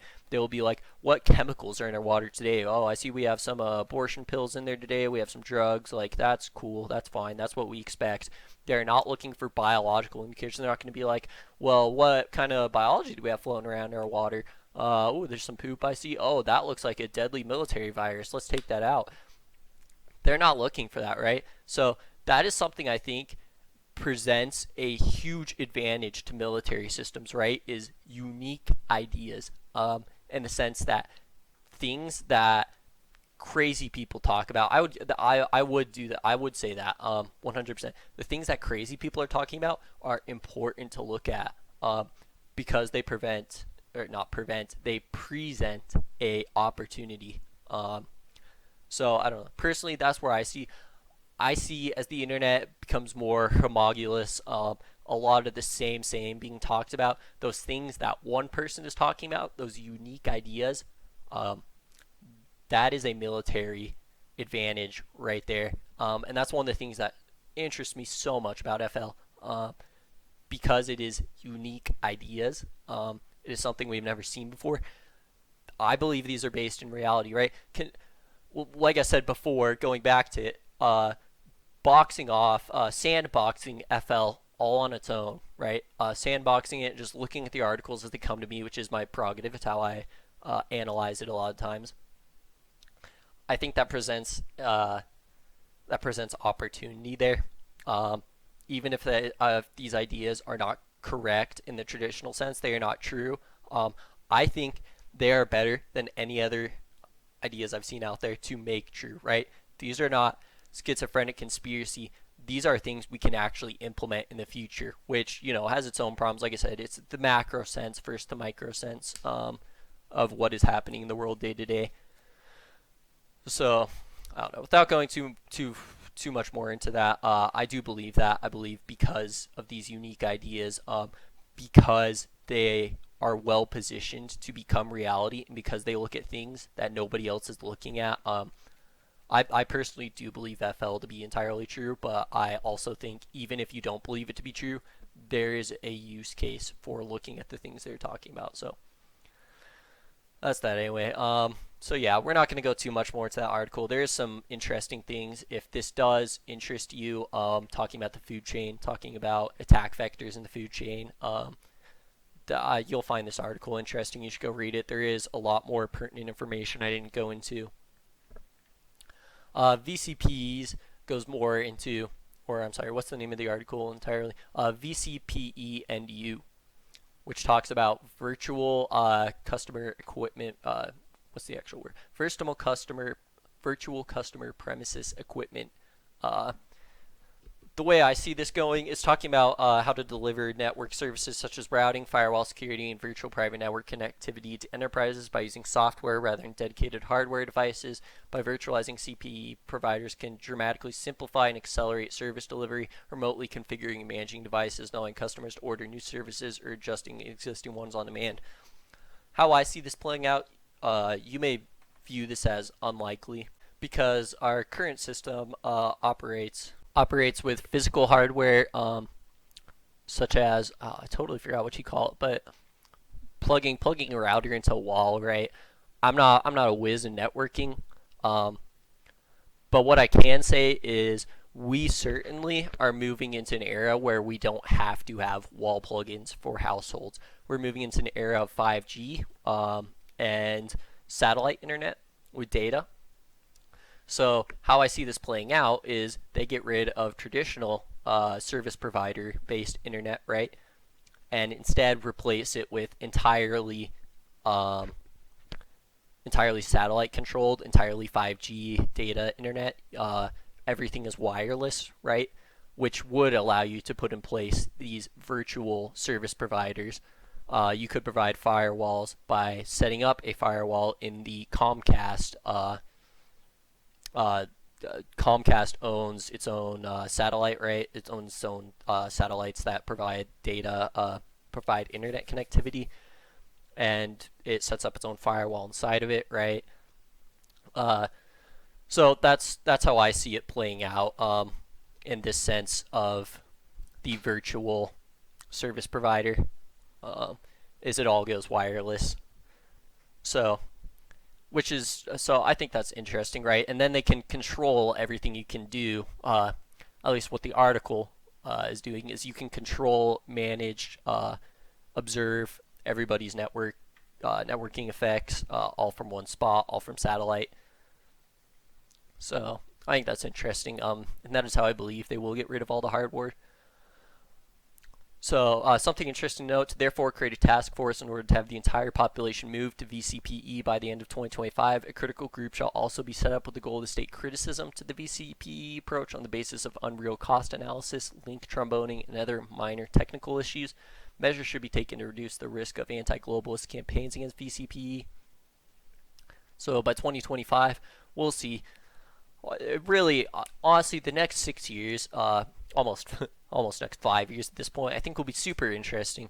Um, there's a book which if you have browsed business and finance, you'll probably know of it, but it's called The Fourth Industrial Revolution by Klaus Schwab, and he talks about this next revolution of digital within digital computing, right? And how it will come about. So he predicts things that will happen by 2025, like 10% of the world's assets will be on a blockchain, right? He predicts. Oh shoot, I don't have the book with me. I wish I did. There's a ton of other. You know what? I'm gonna pause and go find the PDF and be right back for you. Okay. So he predicts 10% of people wearing clothes connected to the internet by 2025. 90% of people having unlimited and free storage by 2025. 1 trillion sensors connected to the internet by 2025. The first robotic pharmacist in the US by 2025. 10% of reading glasses connected to the internet by 2025. 80% of people with a digital presence on the internet by 2025. The first 3D printed car in production by 2025. The first government replaces its census with big data sources by 2025. So I'm not going to go too much more into that, but those are a lot of the things he predicts. So it's interesting. We'll see what happens next 5 years. If this sort of technological singularity almost does come about, where things start compounding so fast. I mean, the rate things would have to work to get there by 2025 with all those predictions, uh, it would have to be huge. We're gonna have a technological explosion, which is interesting considering they're trying to bring down the dollar-based system. How they're going to fund all these things, how they expect these things to come to reality, I don't know. But they have a plan in place, and it'll be interesting. So we'll see. If by December 2025 we have no VCPEs, we have no 10% of assets on the blockchain, I don't know. Maybe I'll have some problems here. Might have to email some people, but we'll see. So the testbed was used a Viata 5600 router, V router, on a commercial off-the-shelf based 86 times server with a Red Hat KVM environment, and the test showed that full control of the user's home network is possible, up to the point of even changing the timestamp in each and all of his digital devices. This hack would represent a devastating effect if the target were a critical infrastructure command and control center or a hospital. So this kind of ties into the other articles we were talking about with the cyber attacks. It goes a little more into it. The virtual service providers are one way they can get in there, right? I'm not going to bother looking up a lot of the tech they're talking about, simply because I think we get the gist of it without looking it up. But anyway, it's interesting. Like I said, it compounds. The pictures on this. Oh, this is it. From cloud computing to VCPE through altcoins. I, uh, I guess I have not read this article in forever. That's interesting to me. I guess we're both learning something today. Altcoins will be used to being VCPE. So if you see any cloud-based internet service providers, specifically, I'm thinking of Skycoin in this scenario. This makes me think of Skycoin. If you know what Skycoin is, what's trying to do, it's trying to create wireless mesh networks, which I could very easily see being funded to become simply, instead of mesh networks, a network that connects to digital service providers through uh, data infrastructure, right? The satellite we were talking about, satellite internet. So that's actually interesting to me. I could see that happening. Skycoin or something like Skycoin becoming the large scale basis for the consumer base to connect. So we'll see. We'll see. That is interesting though. Transforming blah blah blah. VCP builds on the trend of transforming previously hardware-based operations into virtual software-based functions. In this case, customer premises equipment such as routers, firewalls, VPNs that used to require dedicated hardware is now moving to virtual software-based functions. Yes, yes. Under this threat scenario, we assume the VCP would have to be real-time aware to both actual utilization of the upstream and to the type of clients involved in each session, and this means implementing user-specific profiling. They already do that, as far as I'm aware, so not much of a revelation there. Routers are the essential workhorse of the modern computer networking, hence free access to anyone's router is a must. Compromising a router is old school. The new idea is to turn routers into VCEs. Cloud computing, geolocalization through cell phone, bitcoins, and VCPE is all we need to keep people under control. So yeah, this gives us that kind of look into what's going to happen, why specifically crypto is meant to take over the dollar-based system. And actually, I agree with this completely. I think this is inevitable. If you see it coming, like we were talking about earlier, with Bitcoin's connection to a lot of the three-letter agencies, like I said, the NSA in particular, it entirely makes sense. It's entirely digital. You can track what people are wanting to spend their money on entirely digitally. You can it's a paradigm they control, right? Which isn't to say, I believe at least, which isn't to say we should go full neo-Luddite, right, and destroy all the computing infrastructure in the country and the world at large. But I think it is inevitable, as long as they control it, and as long as they can provide the funding and continue providing the funding to grow companies that they want. I would hesitate to say even Google was not the best company to come out of the internet age. It simply wasn't. And that isn't to say, I'm not trying to say Amazon's the best, guys, buy Amazon. No. I'm simply saying I think they had the most funding, they had the most support. If you have access to cutting edge research from the government on all sorts of technological progress, it makes sense. You would be ahead. You would own it. So yeah, that's kind of, and that goes really deep into this idea that we see perpetrated through the elites plans, at least as shown through FL, that everything they want to make it, and already in fact they're giving the impression that things are not centralized. It's still the open free market. Like, oh my goodness, Tesla made billions of dollars because they're revolutionary, dude. They're doing something nobody else did. Like, and it sort of lets us in on this. You're like, hey, none of this is real in a sense, as in it's not organic. We control what's organic, right? Which is an interesting idea to think about. We're not going to go too deep into that rabbit hole. Something interesting note, Bilderberg IT panel, minutes of session 4, the Internet of the Post-Attack Society. I don't we I don't know anyone who went to Bilderberg. They don't make it very public. It's interesting to me though, if it does come out, they have an IT panel at some point, and I'm sure it will. I mean, like I said, this is the micro versus the macro. The macro, they keep everyone distracted. They keep so many false leads. They keep such a tight grasp on information that's actually important.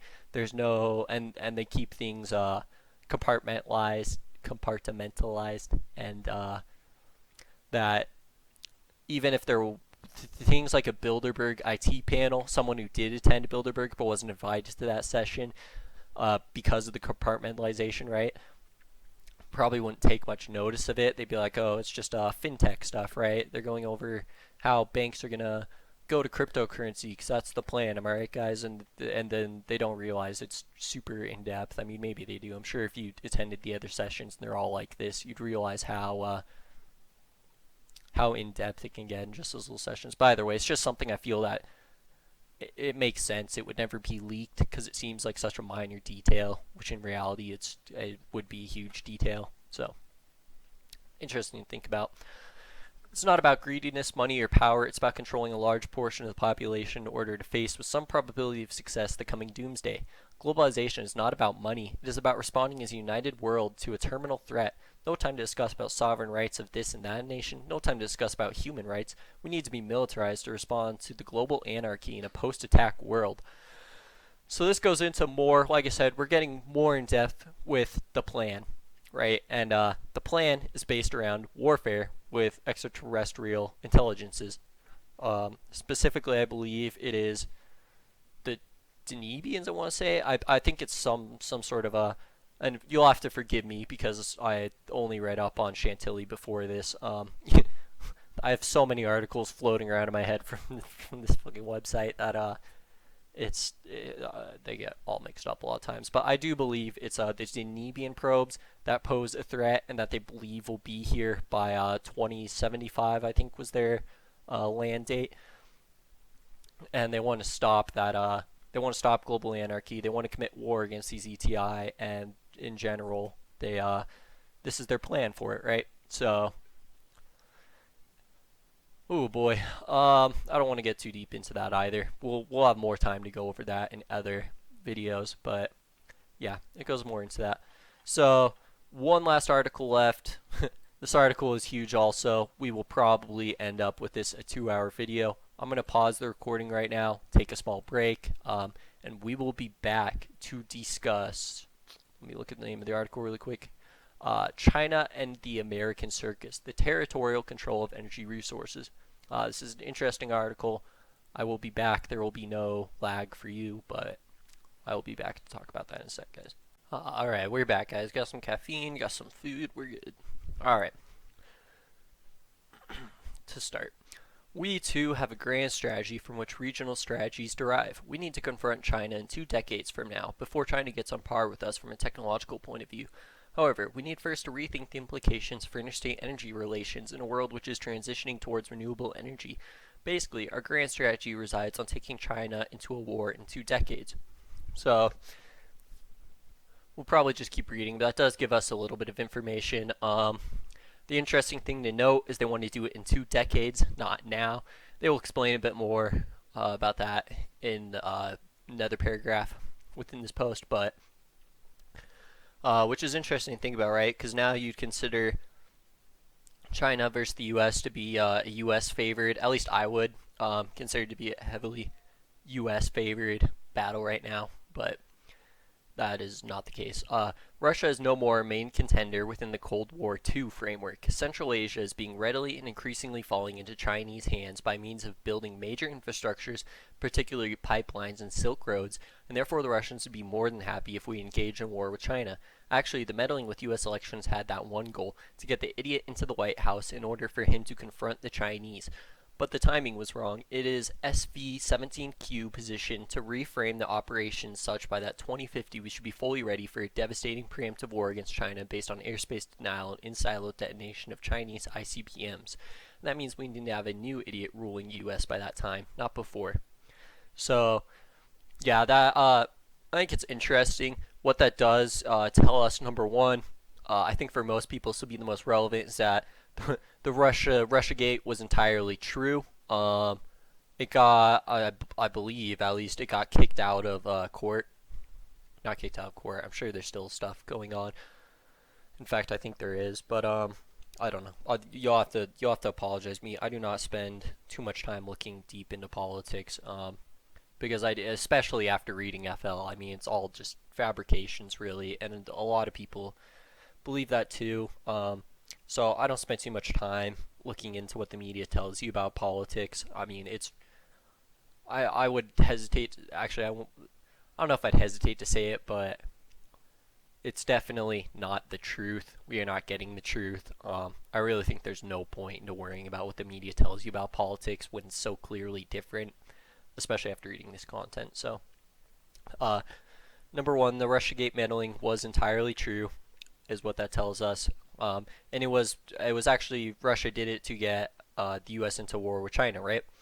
So they think that BRICS nations, China and Russia together, are looking good, right, to take on the U.S. at this point in time, which is interesting. I'm not sure how much more I can say on that, but clearly, if that was the case, and this article was made not even, yeah, August 29th, late August, so it's none of these are really predictions, I would say, besides the stuff in 2050 with indetonation of Chinese ICBMs, but it's not really a prediction. I think it's a fair assessment of the U.S. as of now, assuming if Russiagate was true, then and assuming they wanted to get us into war with China, then yes, Donald Trump is doing just that. I mean, look at the way he's invoking a currency war. He's invoking the trade war. Like, there are a lot of pokes at China. Whether he actually wants to go to war with them or not, we don't know. But I would say it's a fair assessment. That is where it could head in the near future.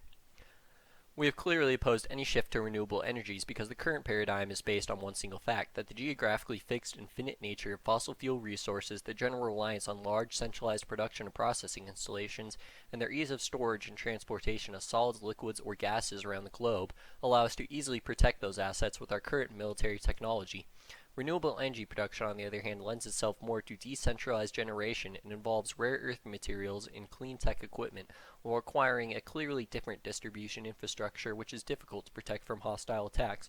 It is only now that we have advanced in radically new military technologies that we could guarantee protection of those assets, and thus we conclude war against China by around 2050 is our best option. Oh, forgive me, probably too much information, but over here talking about biological warfare. I just puked up my burrito. Committing biological warfare against myself eating a day-old burrito. Oh my goodness. Whew. Alright. I'm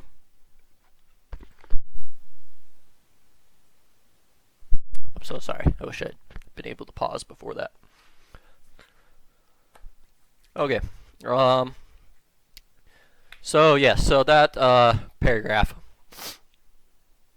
it gives us some information. One thing I would say is interesting is they do note that renewable is more decentralized, which is interesting because, as we talked about earlier, with the inherently centralized nature of energy, right?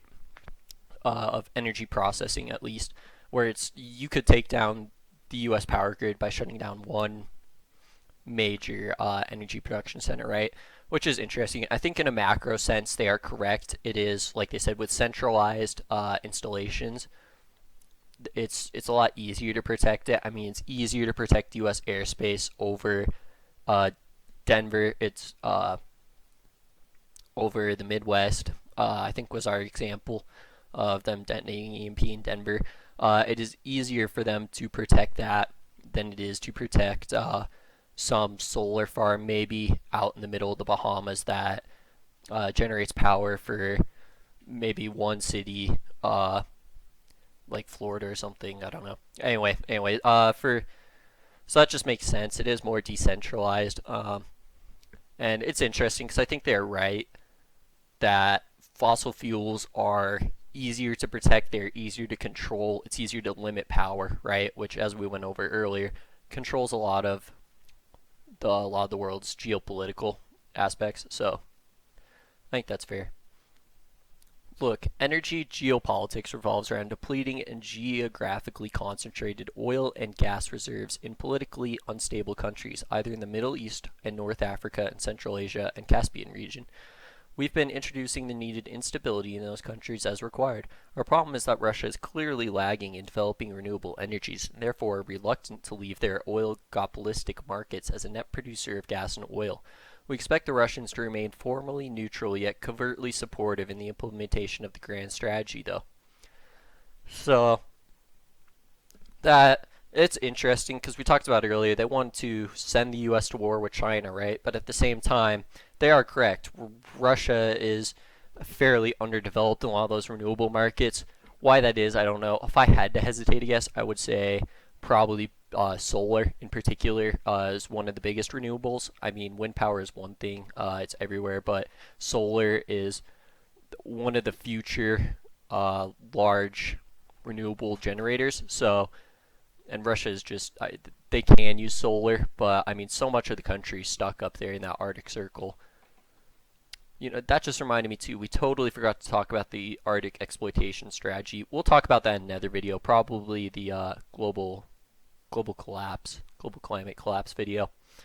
But that was a part of the risk management landscapes that we forgot to talk about. But yeah, this video is already long enough. Alright, the development of mill orbs and the associated progress in AI systems and nanomaterials is clearly a game changer, shaping the future energy geopolitics, but is not enough. We also need a favorable social climate that guarantees social support. This means we need to increase the number of idiots in top policy-making positions, and this is why you should expect to see more and more idiots as prime ministers. I'm sorry if my headset cut out there, guys. Yeah, it's getting hard to keep things in shape. Almost 2 hours in. Holy crap. Alright, so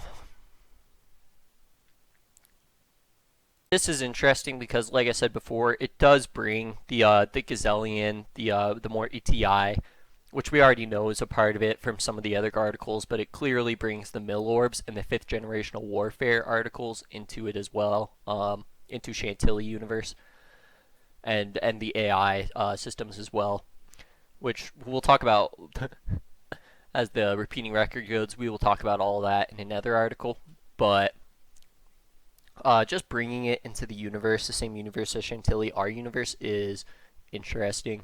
Mill orbs in general can be used in lots of different ways, but largely they can be used for, what's the word I'm looking for? Spying. They can be used like drones in a lot of ways, so it's interesting. There exists a distorted exchange rate between the yuan on the one hand and the euro and the dollar on the other hand, which does not reflect the real economic position of China. Moreover, China has so many energy plants working on coal that they can afford a low price for electricity. The labor cost in China is also low at the expense of civil and labor rights. This means energy plants in the Three Gorges Dam will be a key military target during the first days of attack. So this does go into a little bit on the currency war, which we were talking about earlier, which is entirely true. I mean, China prints whatever it wants as far as the yuan goes, and then they exchange it for other countries' currencies. They build infrastructure with it, which is an important point. As I said earlier, China does fund a lot of Southeast Asia, a lot of Africa, some of the Middle East, a lot of Russia. They fund a lot of the infrastructure and development there that allows them to become such a powerhouse in the region, right? And they do it by manipulating their currency. So China is in a very weak economic position, which is interesting that the article mentions it. For the people that will be claiming, because undoubtedly they will have anybody from, let's go with 4chan, anybody from 4chan that will be browsing here, any of those alright, instantly, I believe, especially with this article and some of the other ones where they go into like Donald Trump being an idiot, the picture of Donald Trump in a clown mask.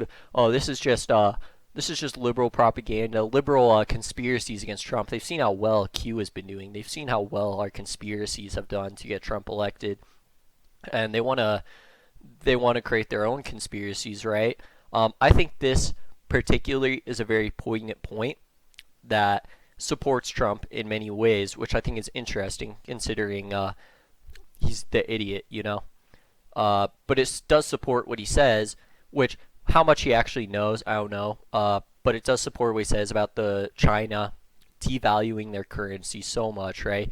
They're basically buying up all this infrastructure for way cheaper than they should be, and their economy actually is in bad shape, which is entirely true. Honestly, I believe it at least. If you've looked into a lot of what they're doing, China is so centralized and so uniformly corrupt in many ways that it does make sense that they are manipulating the yuan, and they're being smart about it. However, like I said, building all that infrastructure, generating allies, generating not really businesses, but I guess more advantaged positions for their geopolitical stance, right? So the other thing to mention, as we said earlier, as I said earlier, an hour and a half ago in the video, with the "you don't attack us, we won't attack you" philosophy, this shows that they will break it at some point.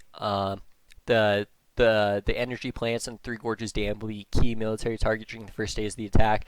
That shows when they do attack, they know where to go. They know where the most volatile point will be, and they will go for the headshot, so to speak, and just take out their energy grid, which will debilitate them.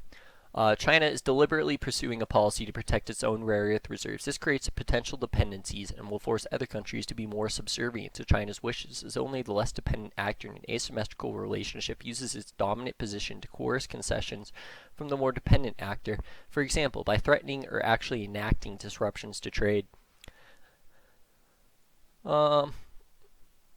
Let's continue on to the next one first. A decentralized, global, autonomous, renewable energy system means nothing if you don't get rid of central banks and a centralized, greedy banking system. Something you could do if you implement a sound, global, cryptocurrency-based system, which in turn is infeasible because by its very nature, cryptocurrency mining is highly energy-intensive activity. Your only way ahead would be a space-based cryptocurrency system, but satellites make a nice target for both for anti-sat platforms and hackers. Accept it. You'll never become a Type 1 civilization unless you really and truly get rid of the very concept of money. If you wish a true paradigm shift, start by removing the concept of money. This is interesting to me in combination with the previous article, right? It's all about, like I said, this throws a wrench in some ways into the centralized conspiracy by an elite group of people, right? I mean, if the banks want all the power, I think this throws a wrench more into like the Rothschild conspiracy theorists rather than looking at FL as a whole as a conspiracy, which, as I said, I don't believe it is, and I believe that supports my argument. It doesn't support the argument that banks want to totally control the world for their own wealth. They want all the things for them, right? They just want huge mansions, huge castles, and to own countries. And that throws a wrench into it. Why would they want this decentralized renewable energy platform, right, for all the generations? Everybody generates their own wealth, everybody generates their own energy, right? There's no such thing as monopolies anymore, right? Why would they want this entirely decentralized huge system if it's going to destroy them, right? So it's something that's interesting to think about. I don't really know what that big idea, the macro idea we're missing behind that is, but it does make sense moving to a future where energy is distributed throughout a ledger, right? And it's totally decentralized energy, and that's how you move it around the system, right? With crypto, and eliminate bad actors and all that. So yeah, it's interesting. The other interesting thing, though, is you will never become a Type 1 civilization unless you truly get rid of the very concept of money. This goes more into once again, the repeating record of we'll get more into it later in another video, but it does support really that argument that our civilization is going in the wrong direction by mining for trade, mining for gold to trade for other mined resources, rather than whatever system would be more beneficial than that. I don't know what it is. It hasn't been expounded upon to me what that is by anybody, but it does support that argument, right? And so we'll have to get rid of money, as the article states. So something to look out for. I mean, it goes more in depth on why it is useful that they're going to collapse the cryptocurrency at some point. So past 2025, or I'm sorry, past 2050, it sounds like, is when that will happen. So invest in crypto now, buy your Lambo before 2050. Heard it here first, folks. We've learned a lot during the past 5 years. See, one thing we've learned is that the rise of renewables depends ever less on the push of governmental regulations and ever more on the pull of market forces. This shift is disruptive to the oil industry and spells trouble for the major producer. The switch away from oil puts into question old assumptions of oil economics and requires a damn new way of making war. During the stress test, we tested how cities reacted to a power outage. We used PSVs to cause outages in Darwin, Australia, the entire northeastern US, Chile, Brazil, Cyprus, Turkey, Canada, and even the entire countries like Iceland, Venezuela, Indonesia, and half of India. Never wonder why China has never been tested on? I'll tell you, because we wish them to believe they have a stable power grid. Which is interesting, right? That goes more into what I was telling earlier about the unique ideas, right? It makes sense.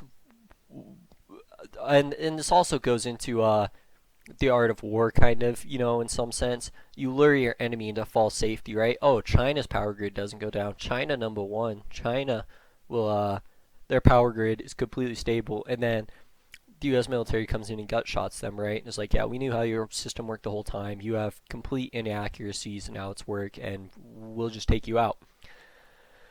So I think that's interesting. The other interesting thing is it relies on the pull of market forces, which I'm assuming is the market wants to invest into renewables, right? Which, like I said, shouldn't be happening. By all accounts, oil still is cheaper and still has more of a profit margin in the sense of energy, cost of energy, than renewables. But we are seeing that massive disinvestment by NBIM, right? Which is coming to fruition, and yeah, the market is definitely pulling, and they have all the money to pull. So, like I said earlier, FL really does. It kind of doubles back in on itself sometimes. Why would they need the pull of market forces when they create all the money, when they have this huge plan to control the flow of money, and they control everything, right? They own a lot of the businesses. They have those black businesses. Why would they need the market to pull when they can just create it, right?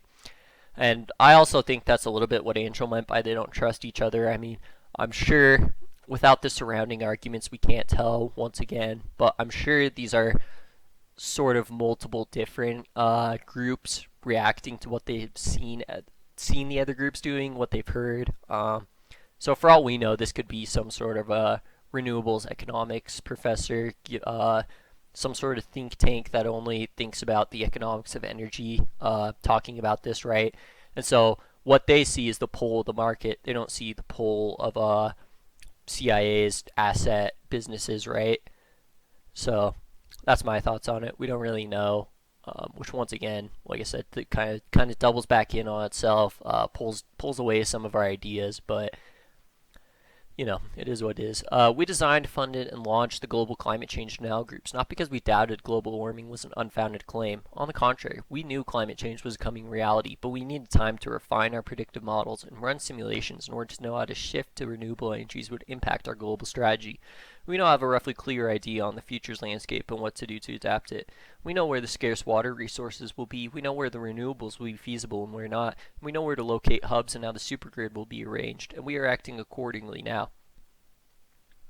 So once again, probably a different group talking than the last one, I would suppose, based on the supergrid. That means someone does want to create a renewable grid, right?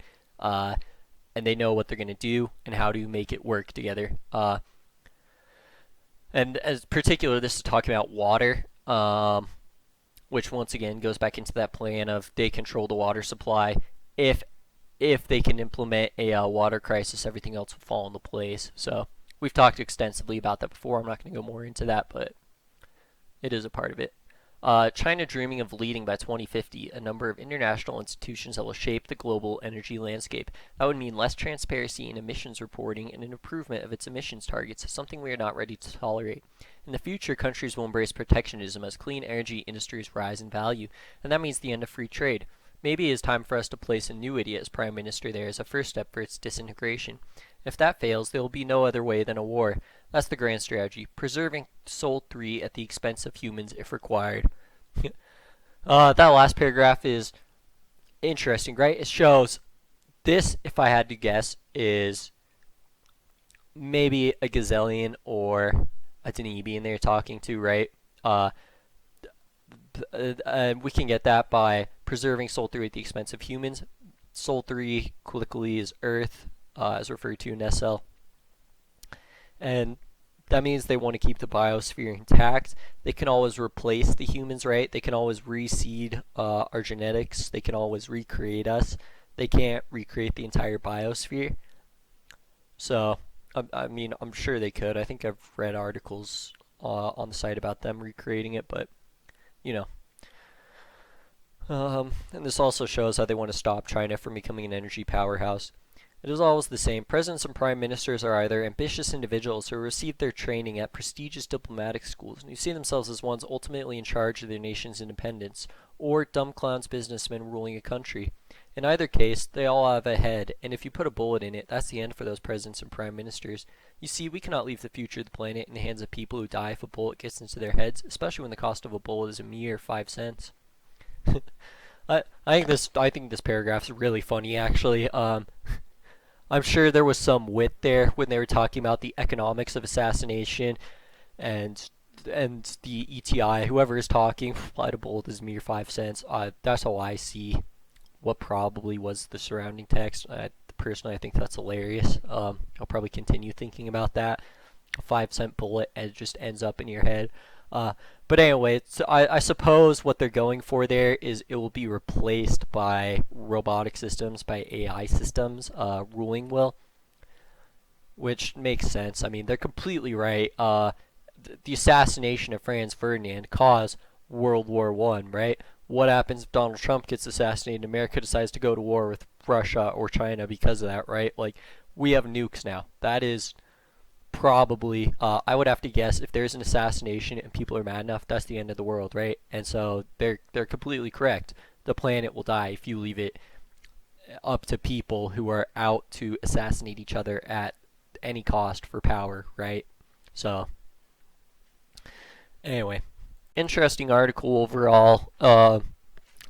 I may come back to it at a later point. I'm just tired here. It's been 2 hours at this point. I tried to do my best analysis of it. We will likely revisit it at some point so I can give it a little more in depth, especially as it ages and I start reading it more and more and see which articles connect to it in the sources, right? So we'll build up a better case around it, and especially like many of the articles, like with the one about NBIM and the disinvestment from oil and gas. When it initially came out, there was only one small article, right? But now there's a whole talk around it, right?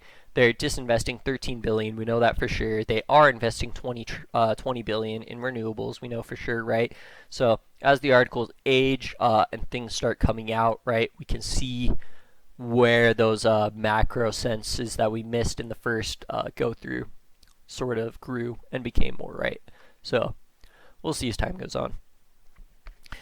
Anyway, guys, that is it. We are done with Chantilly. This will probably be the longest video I do, simply because Chantilly is so interesting to me. It is so dense, and I think it makes up the basis for a lot of other things, right?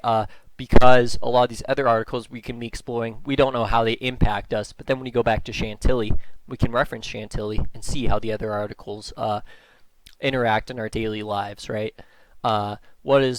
Why did the aliens want us dead? What are they doing to do that, right? Why did they want us to stop polluting the earth? Well, we don't know. What is that what the Green Initiative is all about, right? But then we can go back to Chantilly and we could be like, oh, that is why, because we're destroying it because of mining for gold and all that, and blah blah blah. So anyway, thank you guys for watching. I hope you enjoyed the video. Sorry it was so rambly. I hope you did enjoy it though. I hope you learned something. I'll probably take a break for a week, and I probably won't release my next video for a little while. We might do second layer encryption.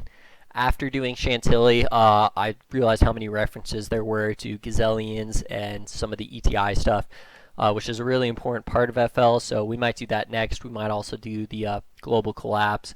Honestly, the ETI and the global collapse have a lot of interlap, so probably we'll do one of those two next and go from there. So I hope the next one will be very good. Hope